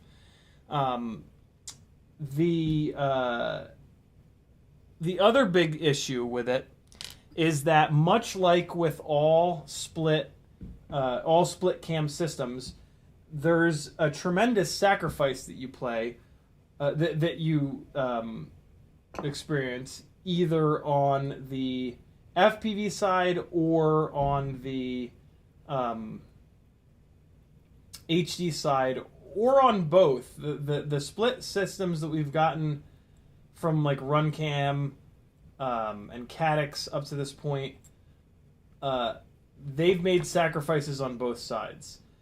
The 03 system seems to only really make the sacrifices on the FPV side. So as an FPV camera, it sucks, especially if you set the HD recording up to basically to look good. So like if you want 30 frames a second with 1/60th shutter speed in order to get nice motion blur, you're going to have to fly through that. So you're going to have a huge amount of latency, and it's going to be very jumpy. We're used to flying in 60 or even 120 frames a second. So flying at 30 frames per second is a pretty tough. It's pretty tough. So yeah, as an FPV camera, it's really no good if you're going to be using the HD recording. If you're not going to use the HD recording, you can run it at a higher frame rate, like 120 or 100, and the FPV experience is going to get a little bit better. Having 1080 in the goggles is pretty rad, right? But like, Christ, I have not found 720 in the goggles to improve my flights. So 1080 is certainly not going to do that. So it's a super interesting system. The range is amazing. Good God. There's a lot of things that are great about it. I'll say that. There are a lot of things that are great about the 03 system. But it is, it's not all rainbows and sunshine, unfortunately. So yeah, I don't know. I'm very on the fence about the 03 system. The other thing that you're going to have to contend with if you put the 03 in something like this is a ton of propeller in view of the HD camera. So like, yeah, it's once you have like propeller in view of the camera, it's almost like, who cares if it's HD or not, right? Because like you can't really use it for any kind of cinematic work. But the flip side of that is like, yeah, that's kind of silly. Yeah, for just freestyle footage, it's fine to have props in view. So yeah, I don't know. I'm super on the fence about the 03 system. I need to get mine into a rig. I mean, shit, I could I could technically put it into this quad. Maybe I will. Maybe I'll build the Grinderino analog first, and then maybe I'll move it over to Walksnail, and then maybe I'll move it over to the O3 system. The O3 system is going to be a pain in the ass, though, because I'm going to have to, like, take my old school DJI goggles and do weird things. Man, analog is only winning by 55% on the poll. That's ridiculous. MoFPV says, thanks for the insight. For me, it's definitely the money as well. $650 for the goggles alone. Yeah, it's just insane. It really, like, I get that the tech is good, but, like, fuck, man. Like, come on. Make it a little bit less good and charge a lot less money. Like, it's, you know, it really feels, it's felt like, for the last, like, 10 years, it's felt like a lot of products, like, the improvement to products has come just from charging more. Like, we get, like, version 3 and version 4 of a product, but at what cost? At extra cost. They're like, it's more expensive every time. And it's not like they're actually doing anything. They're just making shit more expensive, right? Like, they're not taking an existing product and making it better. They're just throwing more money at it. And that bugs the shit out of me. It doesn't happen all the time. You know, GoPro's been able to kind of hold the line. But, like, you know, like the Insta360 Go, for example. The first one was $200. The next one was $300. Now it's $400. Motherfucker, why? Like, why are you making a tiny little camera like that so expensive? The whole point of a little tiny camera is that it's kind of cheap and you can, like, not care so much about losing it. Right? You make this camera that's the size of a fucking pill bottle that's $400. And then I guess for Insta360, it's like, well, fuck yeah, lose it. And then you have to buy another one from me. But I mean, realistically, you buy that thing for $400, you lose it. There's no way in hell you're ever buying another one. So I don't know. I don't know about that as a whole marketing platform. But just cleaning off the rest of the Nio gel here. Just bear with me for another couple seconds, and then you'll have something to actually watch again. Jesus, I'm hungry. That's why I'm yawning, because I am hungry. Analog is up to 57%. This is going to be an analog Grinderino, yo. This will kind of be cool. We'll build an analog. We'll get some flight footage with it, with the RunCam hybrid. We'll get a weight. We'll get an all-up weight on it. We'll talk about it. And then we'll swap it over to Walksnail next, I think. Get some footage. Get a weight. Talk about it. And then maybe, I'm not going to commit to this, but maybe we'll put it on the O3. I don't know what else to do with the O3 setup. So I have a feeling that it will end up in here. I don't really, I don't see the point of running the O3 air unit as just an FPV camera. I feel like if you're going to go down that road, to get your money's worth, right, you should be using it as a split cam, HD and FPV. So yeah, that'll be cool. Nice and clean Rip Squeak V1 base plate here. Tempted to leave these screws in, but I'm going to put this in a bag, and that would just be a nightmare. Oh, fart. This is not long enough. Okay, so let's go here and see if I can crack these. Yeah, there we go. And I think... Nope, they won't fit through the hole.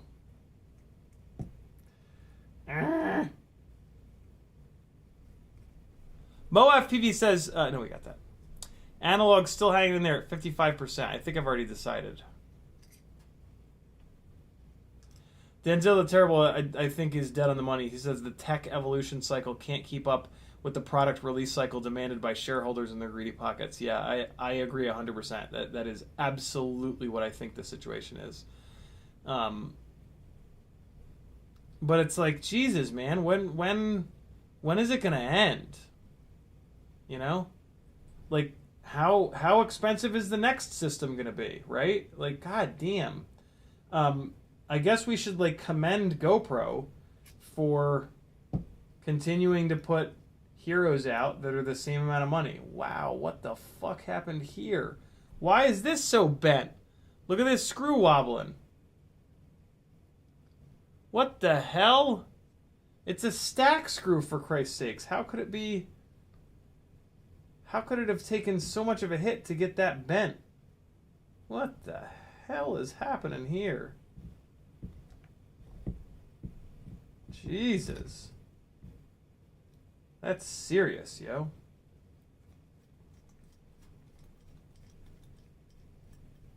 It sucks. Bob Noxious says, I crashed and knocked the plug off my 1W HD0 VTX. It took the traces, too. That sucks, dude.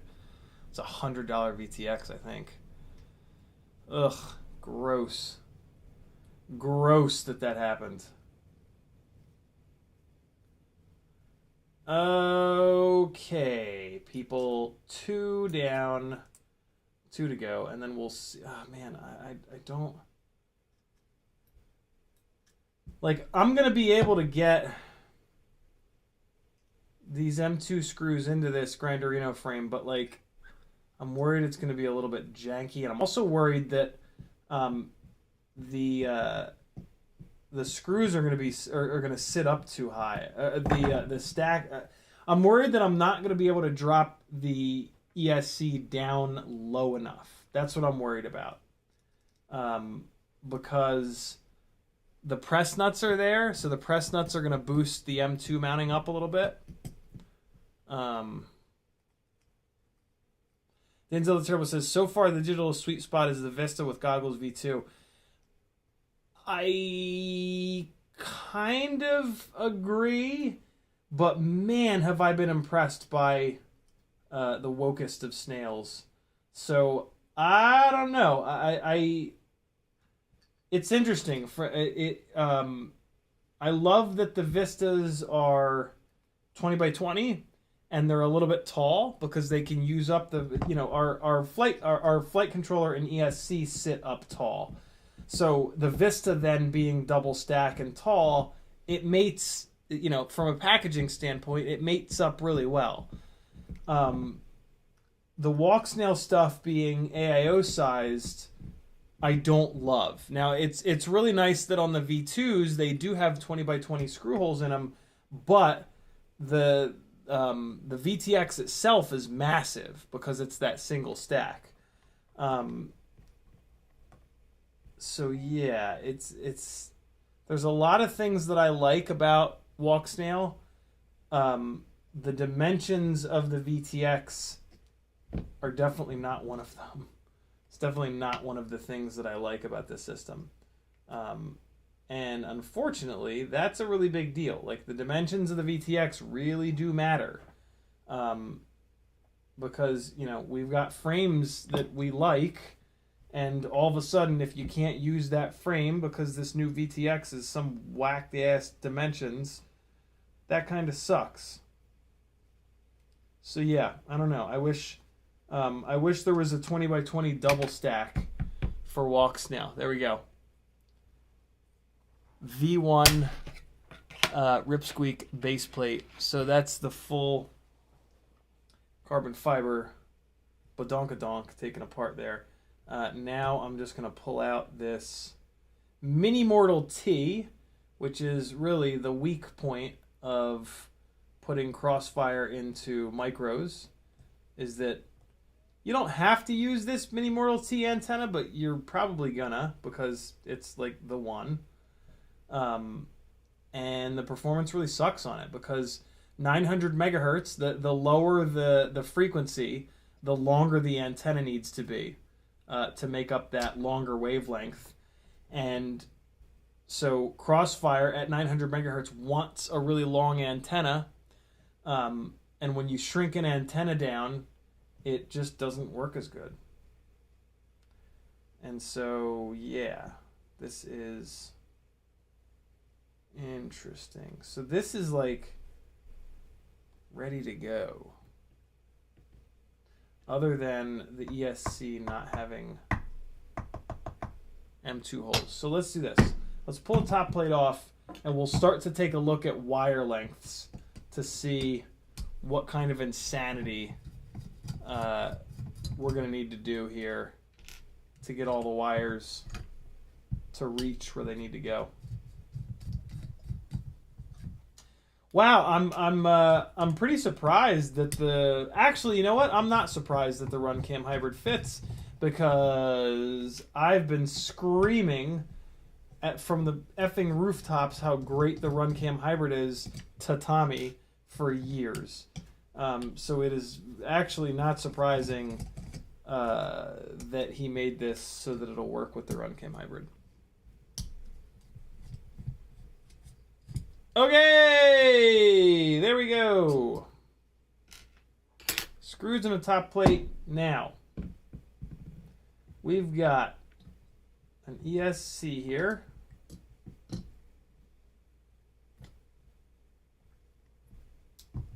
Which, wow, the wires are long enough. Get the hell out of here. So I can run this front or rear.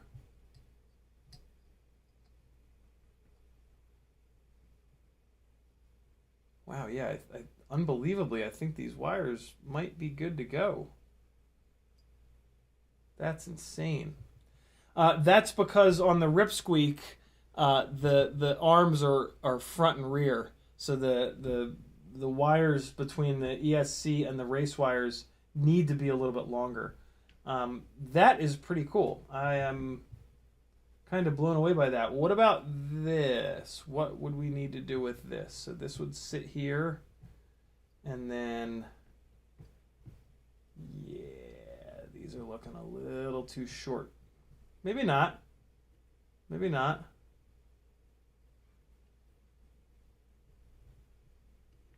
Man, just barely. I could mount this on top of the RunCam Hybrid board.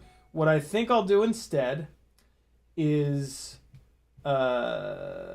remove the crossfire and replace it with a little EP2. Or I guess I could do Ghost, but I think I'll do an EP2. And then this guy will be long enough. So let's start that process. Let's peel this VTX and receiver apart here. Come on.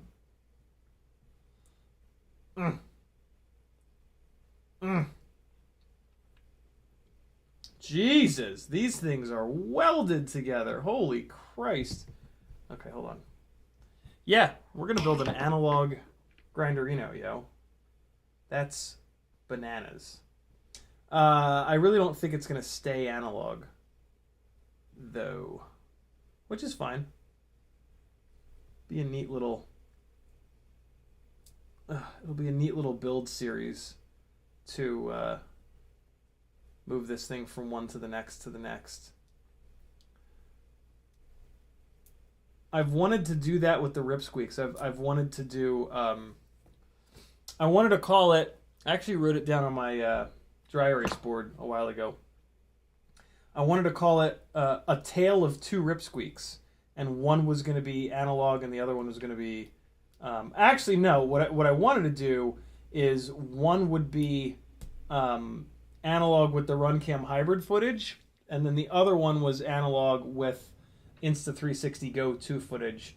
But since the Insta360 Go 2 is no longer available, I don't want to press my luck and wreck the one that I've got, because I really like it on the TinyWhoop.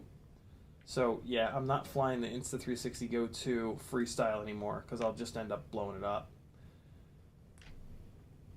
Alright, cool. So here are our standoffs from the Rip Squeak. Put those over here. And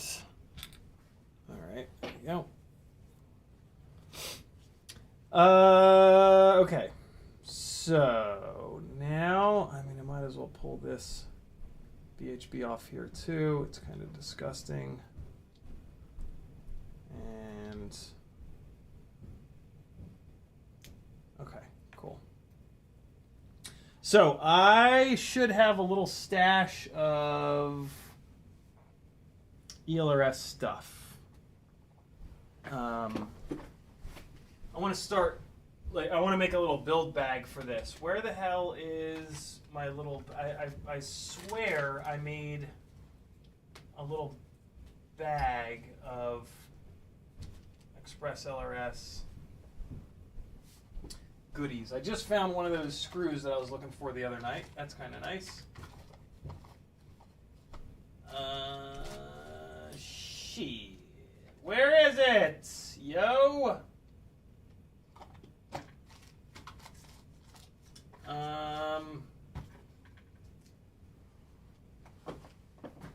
Huh.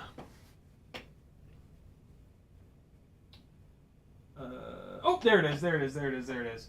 I knew that I left it out. I knew that I didn't put it away, which is why I was scratching my head a second ago. All right, so here's a little bag of Express LRS stuff.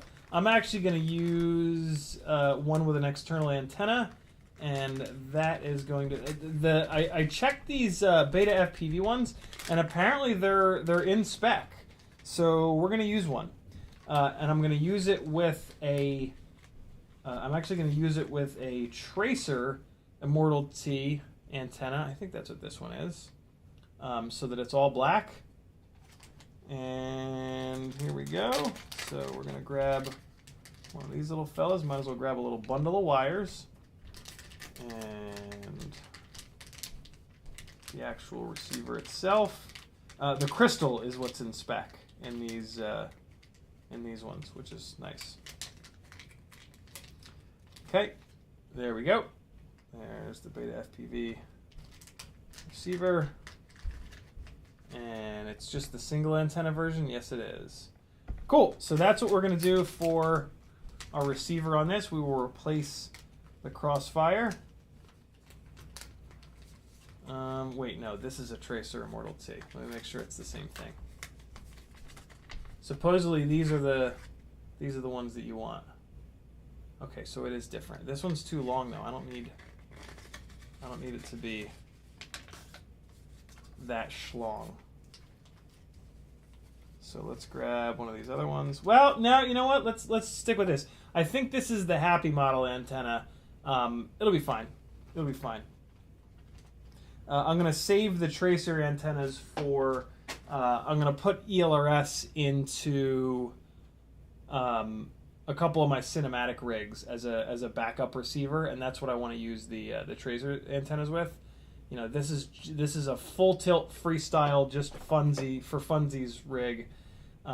So yeah, we will put stuff that's not as fancy in it. Okay, so let's take these stack mount screws out of here, and I'm going to show you what my sort of plan is for getting M2 hardware up through the bottom of this thing. It might work, it might not. First things first, let's take a look at screw lengths. I'm probably going to need roughly this length screw. Hopefully these M2 screws, and they're the exact same length. So the M2 screws that I pulled out of the other build are the exact same length as these M3 screws. Technically I could go a little bit shorter though, because I'm not triple stacking this anymore. Although I guess I could triple stack it.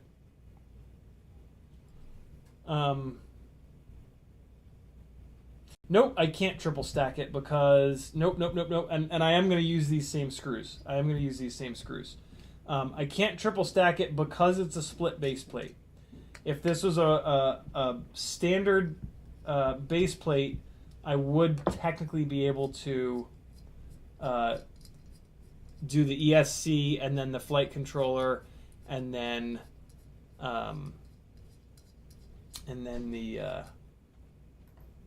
the DVR board. Freelojo says the Caddx Peanut is a go-to. That's true. I forget about the Caddx Peanut. Does it have a built-in battery, or do you have to power it externally?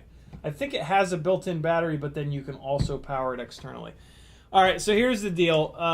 Here's what I'm going to do. Analog is at 56%. We're still doing analog. I've got some things that are little tiny M3 to M2 adapters. And I don't know where I got these from. I think that these might have come with the Acrobrat. I think these might have come with maybe the V2 Acrobrats. So, like, Tommy should have these. So if you're planning on,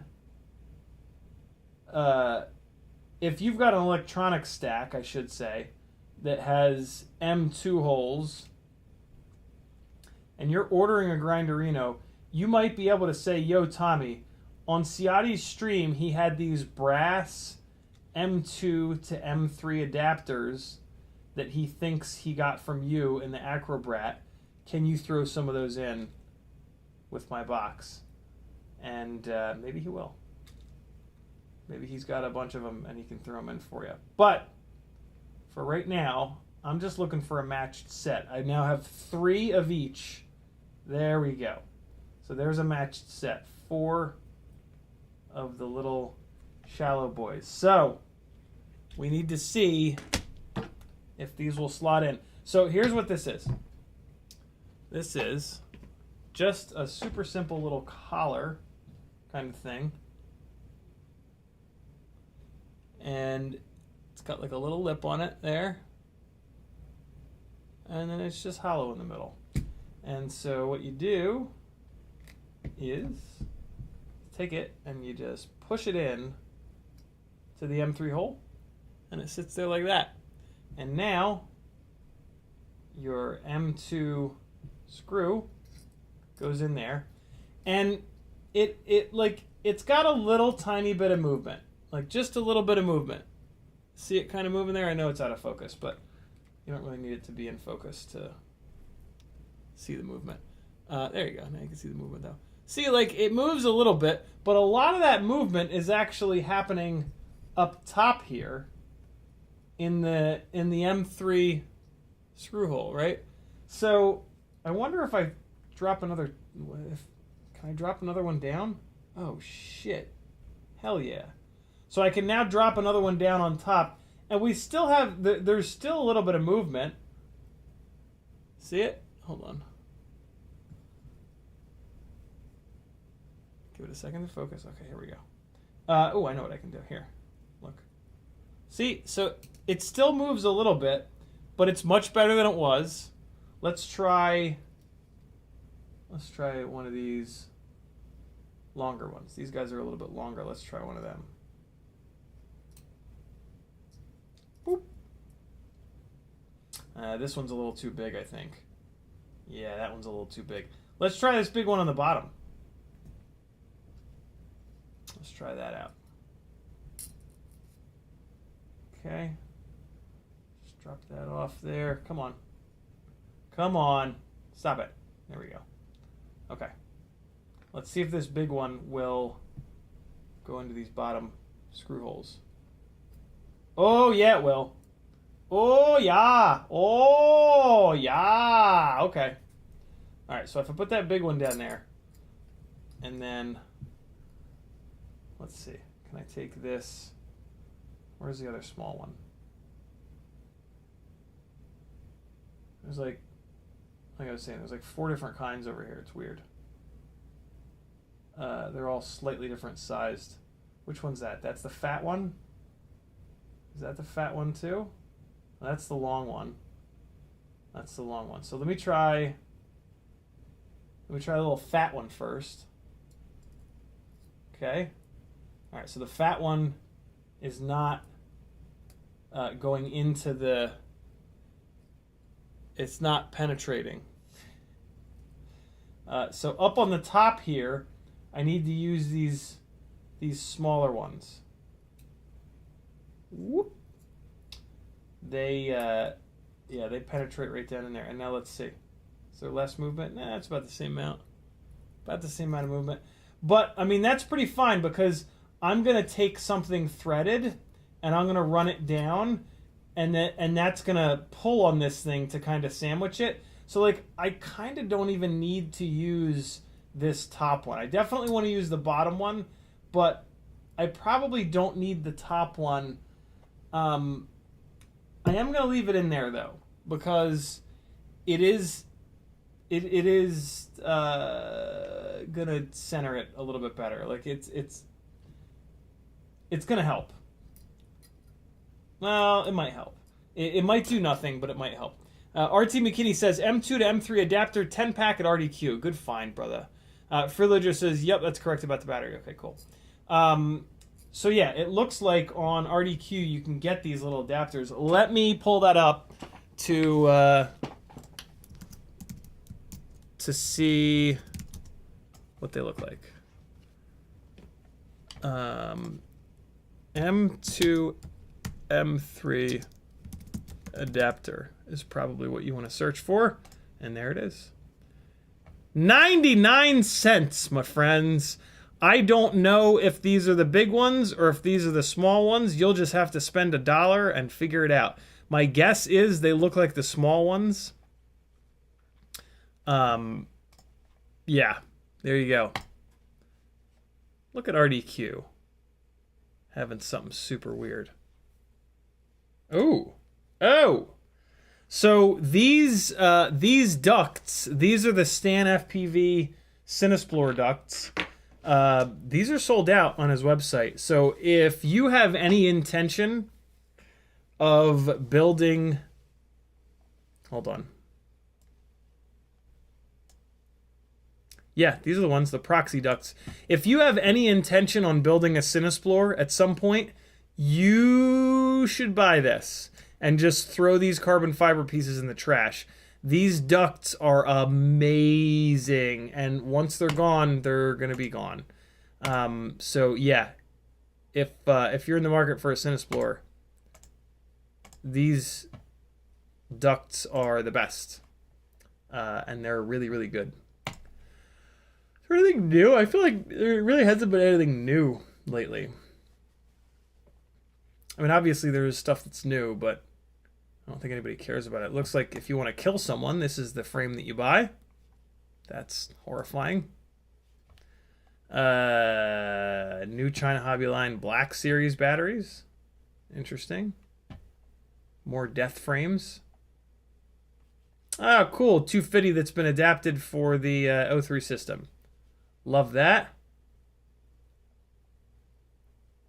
Okay, here's the V3 Veloxes. Okay, some stuff. M5 custom low profile top mount. Or prop nut, rather. Oh, those are cool colors. Gold and blue chameleon. Those are hot looking. Damn! Ooh. Yeah. Okay. Okay. Oh, they don't have the nylon insert on them, so they're not nylock. That's kind of annoying. Oh, cone washers. Very cool. I love these cone washers. They, if you need to put these against TPU, they'll spread the, they'll make the head of the bolt artificially bigger, but then they won't rip through TPU as easily. These are really nice to have. Nice. Got some stuff. Goggles 2 Max Comfort foam.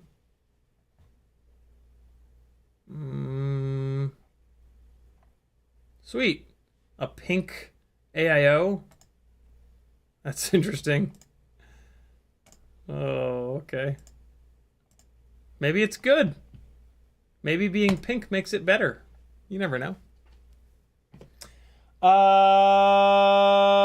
Good find, brother. Good find. What if I just go to Amazon? M2 to M3 adapter. Let's see. Nope. It's going to give you all kinds of weird shit. Oh, God. Put the word brass in. Nope. It's going to give you these stupid threaded things. These are not at all what you want. Nah, that ain't it. That ain't it, yo. That's okay.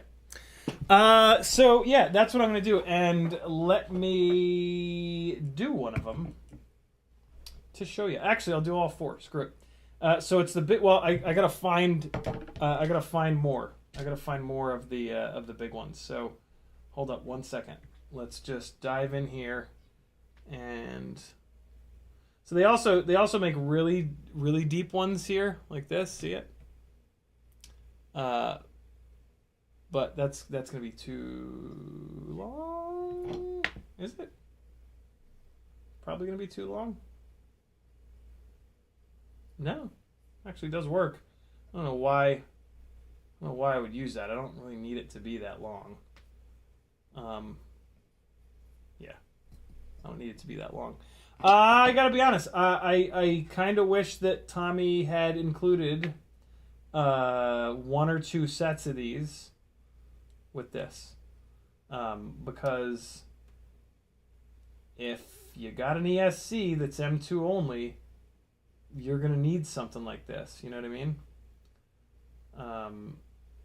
So yeah, I mean, I guess like in a perfect world, it would be like you have a drop down box that says like, what is your ESC, M2 or M3? But that's a lot, you know. That's a bit much. All right, so I found a 4th one of these small ones. Now I just need to find the 4th. I guess it would be medium length one, and I think I just found it. Yep, there's the other medium length one. Okay, so I need these. And I could use these short fellas. But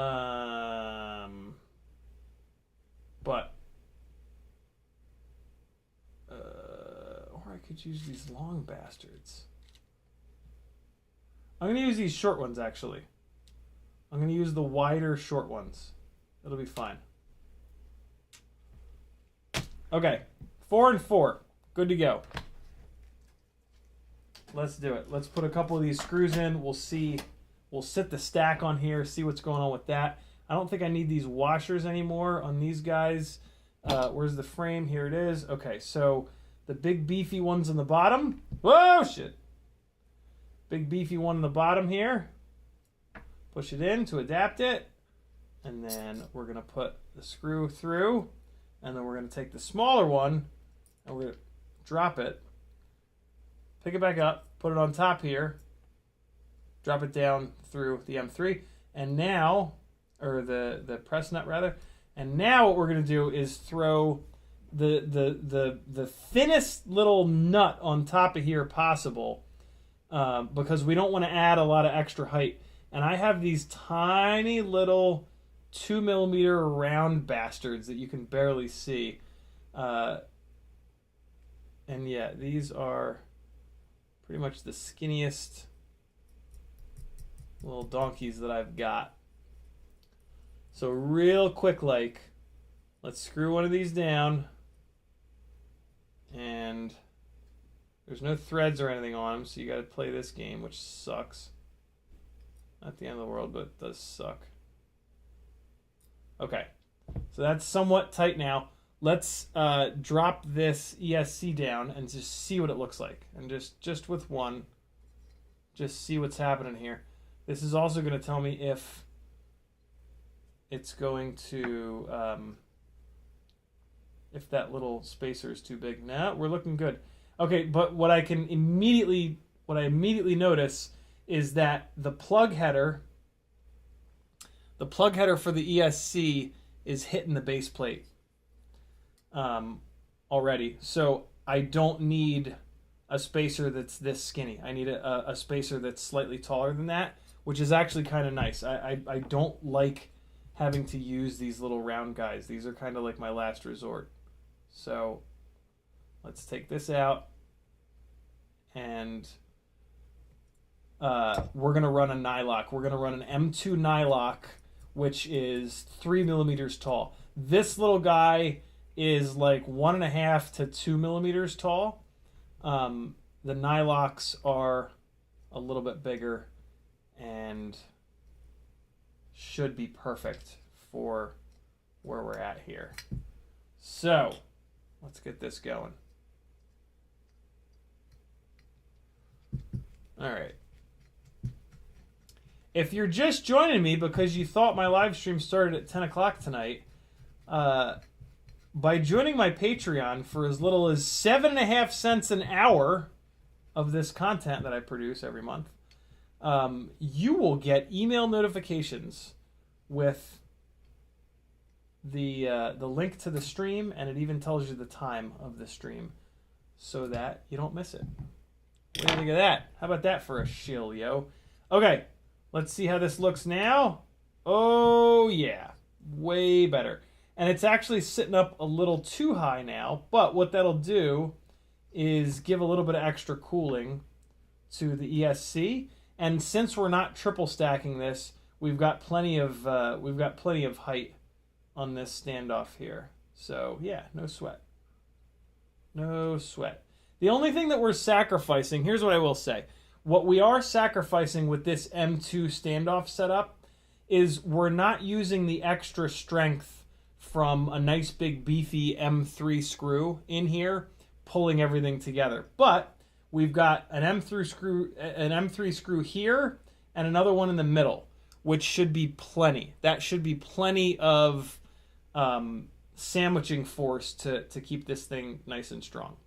And if you run an AIO on it, you wouldn't run any screws in there anyway. So the amount of strength that it's got is the same as if we were to run an AIO, which is a good thing. So yeah, that's looking really nice there.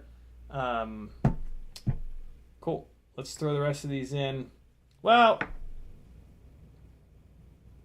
yeah, let's throw the rest of them in. Although first, hold on. First, let's take a look at this. Let's take a look at this RunCam hybrid in here, and let's just pop this little mount off.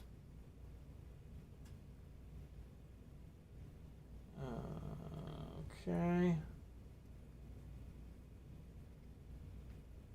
Is there a way to mount this? I'm gonna mount this forward.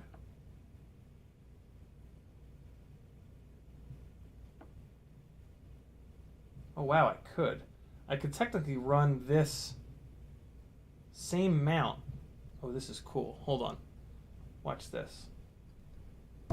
Watch this! So that, yeah, this mount that I've already got, if I run it backwards, but if I run it on the rear standoffs, it would technically still work. Hold on, let me show you. This would be funny looking. I don't know if it'll clear on the back. We're about to find out though. So basically what I'm going to do is take these mounts off and just flip them around and put them on the wrong side.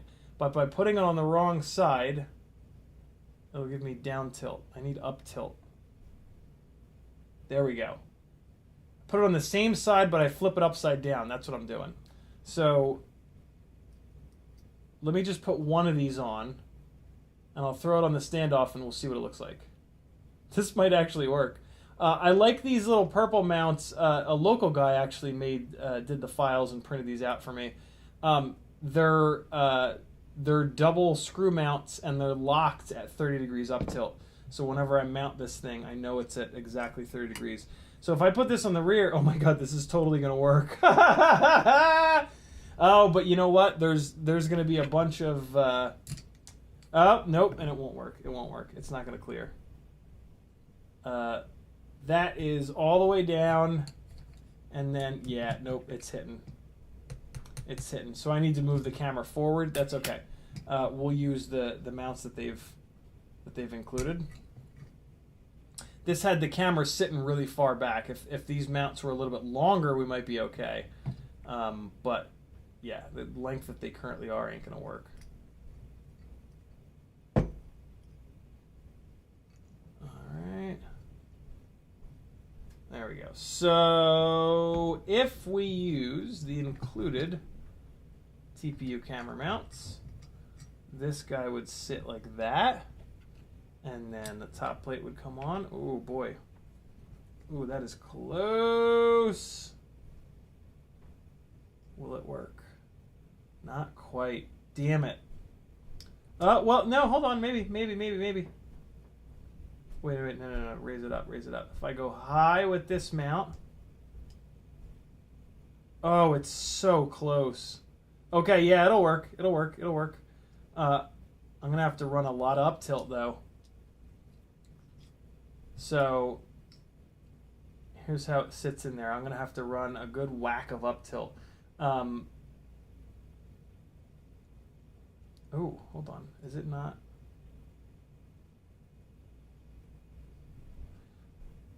Yep, nope, we're good. Yep, that has just enough clearance. And if I run the camera mount up high, it'll hit the top screw hole here. Let me just make sure. Yep. Yes, it will. That is very cool. Yeah, we're doing an analog run cam hybrid build. It's going to sit in there just like that. And that's a lot of up tilt. I might be able to back that up tilt down a little bit.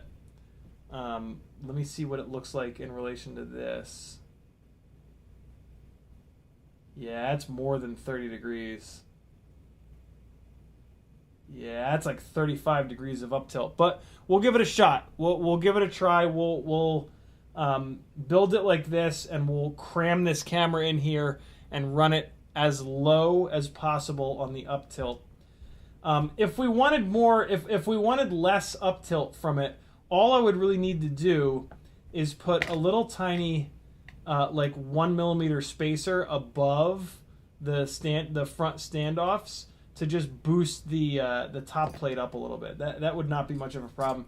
And like, yeah, the top plate would have to bend a little bit, but I've done that before, and they'll bend like that. They're okay with that. So yeah, shit, we're there, man. This'll absolutely work. As a run cam hybrid analog build. I'm pretty sure that I have a funny feeling that Tommy did not intend for this to work with that because of the up tilt situation there. Maybe. But yeah, and like why would he? The run cam hybrid is a camera that you can't even get anymore. So to build a frame for a discontinued camera doesn't make a whole hell of a lot of sense. But hey, all's well that ends well. I am very happy that we're going to get to build this analog first and screw around with it. That is pretty kind of cool. We're going to have the most OG Grinderino on Earth. The old schoolerino, we will call it. Sweet. Yeah, that sits in there totally fine. It centers those up. And look, all that movement is now gone. These things are nice and solid, which is really important. You always got to make sure that your standoff screws are completely solid in there. You can't have your standoff wiggling around. It's going to get a little bit of soft mounting from the rubber grommets, and that's it. That's the only soft mounting that you want. If you add more soft mounting than that, bad things happen. Many of us have tried so many different ways of doing that, and it just never works. It just never works out. All right, and let's get this on here. Cool. So we're gonna get these screws thrown on. We're gonna drop the ESC down on top of here, and then we're gonna wrap this on up so that I can go try to teach Azalea how to ride a bike, and then get some food, and then it's DayZ time tonight, baby. There's the purge begins at midnight.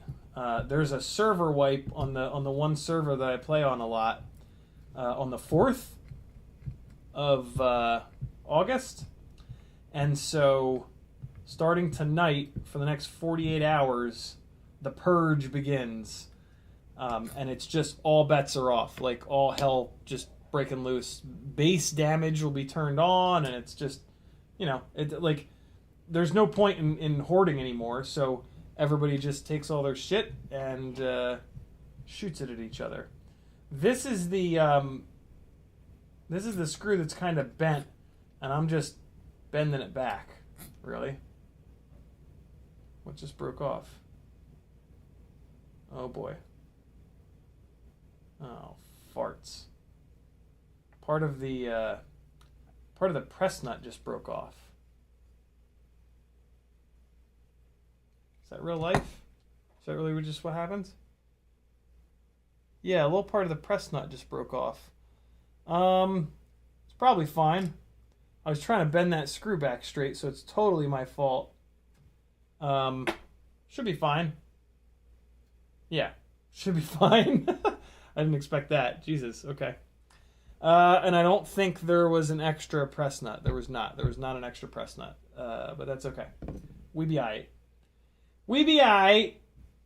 Maybe. Hopefully. Come on for there. Last one. We've got the M2 to M3 adapter. We've got another M2 to M3 adapter I'm putting down on top. And grab another M2 nylock nut. Throw it on here. Fracticula says, put a 1mm washer on each top plate standoff. Yeah, we were just talking about that. We were just talking about how, like, we could totally do that. I don't love doing that, but it's absolutely an option. I'm going to try to not do that. But if I have to, it's kind of always there. All right, so let's get this ESC dropped down. And tons of space for the plug header, probably like 1 full solid millimeter for the plug header. And then we would have, so what we would do, actually this is what we would do. Well, maybe we run it up over top. So this guy will be sitting in here. I could either run it in between or I could run it up over top. I could technically run it underneath. Let's see if I can run it underneath. I would really rather do that. So, and I don't have the rear 20x20 screws in yet, but just use your imagination. So I could potentially run this under. Kind of depends on the cable length. But in theory, we could have that like that. And then ESC. All right. Yeah, it looks like there's just barely enough. Maybe not quite enough. Once I can mount the DVR, no. There's not quite enough room to do that. Okay. It's off by like a millimeter. That's ridiculous. So here's how it's going to be. It's going to be this fella. Then it's going to be this fella. I think it goes like that. And there's going to be M2 to M3 adapters on here. And then these guys are going to be hanging out here.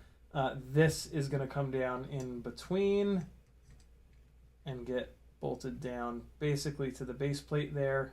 Work those wires up and over. Oh, man. Oh, this wire is just not quite long enough.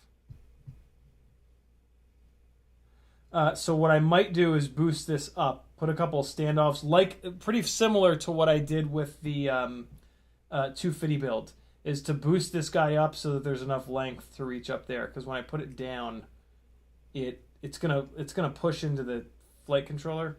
So yeah, I'll probably raise this up, and then I'll put the receiver down below it. That's funny. I'm gonna end up doing this exactly the same way that I did the 250 build. So yeah, these arm LEDs are gonna hang out here. I just noticed that the wire length on these 1804s is not long enough. God damn you. So yeah, it's not gonna be easy, but Maybe I'll try a different motor. Maybe I won't do these 1804s. Maybe I'll do like the the T motor 1804s. But this is basically what this is gonna be initially, at least, is an analog run cam hybrid Grinderino, and then eventually we'll put this into it. But for right now, I kind of really love that we're building an OG analog Grinderino. That's pretty sick. I'm excited about that. Damn, I didn't expect that. I didn't expect it to go this direction. I was pretty sure that I was going to do Walksnail in it, but I really like this. You know, this electronic stack is already set up for it. So what the hell? Let's just go with it. And I'm pretty sure I'll end up changing it. I'm actually really interested to compare the video between the Walksnail system and the RunCam hybrid, and maybe even the 03 system, and like have a head-to-head kind of flight experience to talk about. This worked out really well. Very cool. Grinderino build has begun. We will do a little bit more next time, but for right now, my name's Aaron Ciotti. Everybody calls me Ciotti. Thank you for hanging out. I'm gonna put this Rip Squeak in a little bag here. Perfectly good Rip Squeak V1 for parts. I will use these parts eventually when I break the other ones. Hopefully I don't lose the other ones. That would be the ultimate kick in the balls, would be to lose an entire Rip Squeak. There we go. Rip Squeak in a bag, yo. Am I forgetting anything? Those guys, these guys. Nah, I think we good. Head on over to CiottiFPV.com if you want to see me keep doing these live streams. I depend on support from beautiful people like you. You can join my Patreon. That helps me out the most. You can buy some stuff from my Etsy store. It's all over on CiottiFPV.com. You're going to love my nuts. I certainly love yours. The goat has spoken. I'll see you guys on Wednesday. I won't see you on Friday because I will be on an airplane flying to Denver, Colorado to do an American Criterium Cup. I'm sorry, no, a National Cycling League Criterium race on Saturday. I think the race is Saturday, and then when am I coming home? I just got the... So I am flying out. Oh, the race must be Sunday. I thought the race was Saturday. Oh, okay. So there will be a stream on Friday. Friday night we will stream. There will be no stream on Sunday. And then there will be a stream on Monday. So yeah, no stream on Sunday.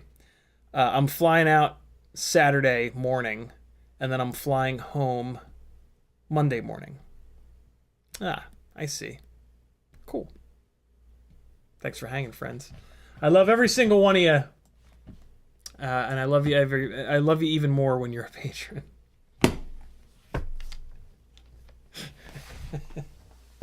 Be good friends. I love you.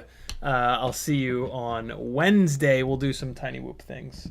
What do you say? Be good people. Here comes some more drift car chasing in analog, and let me get you a little soundtrack here.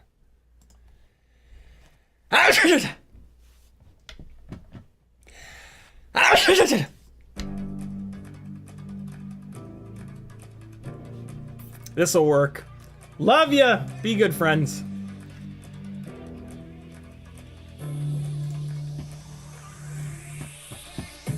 Ah, I missed it.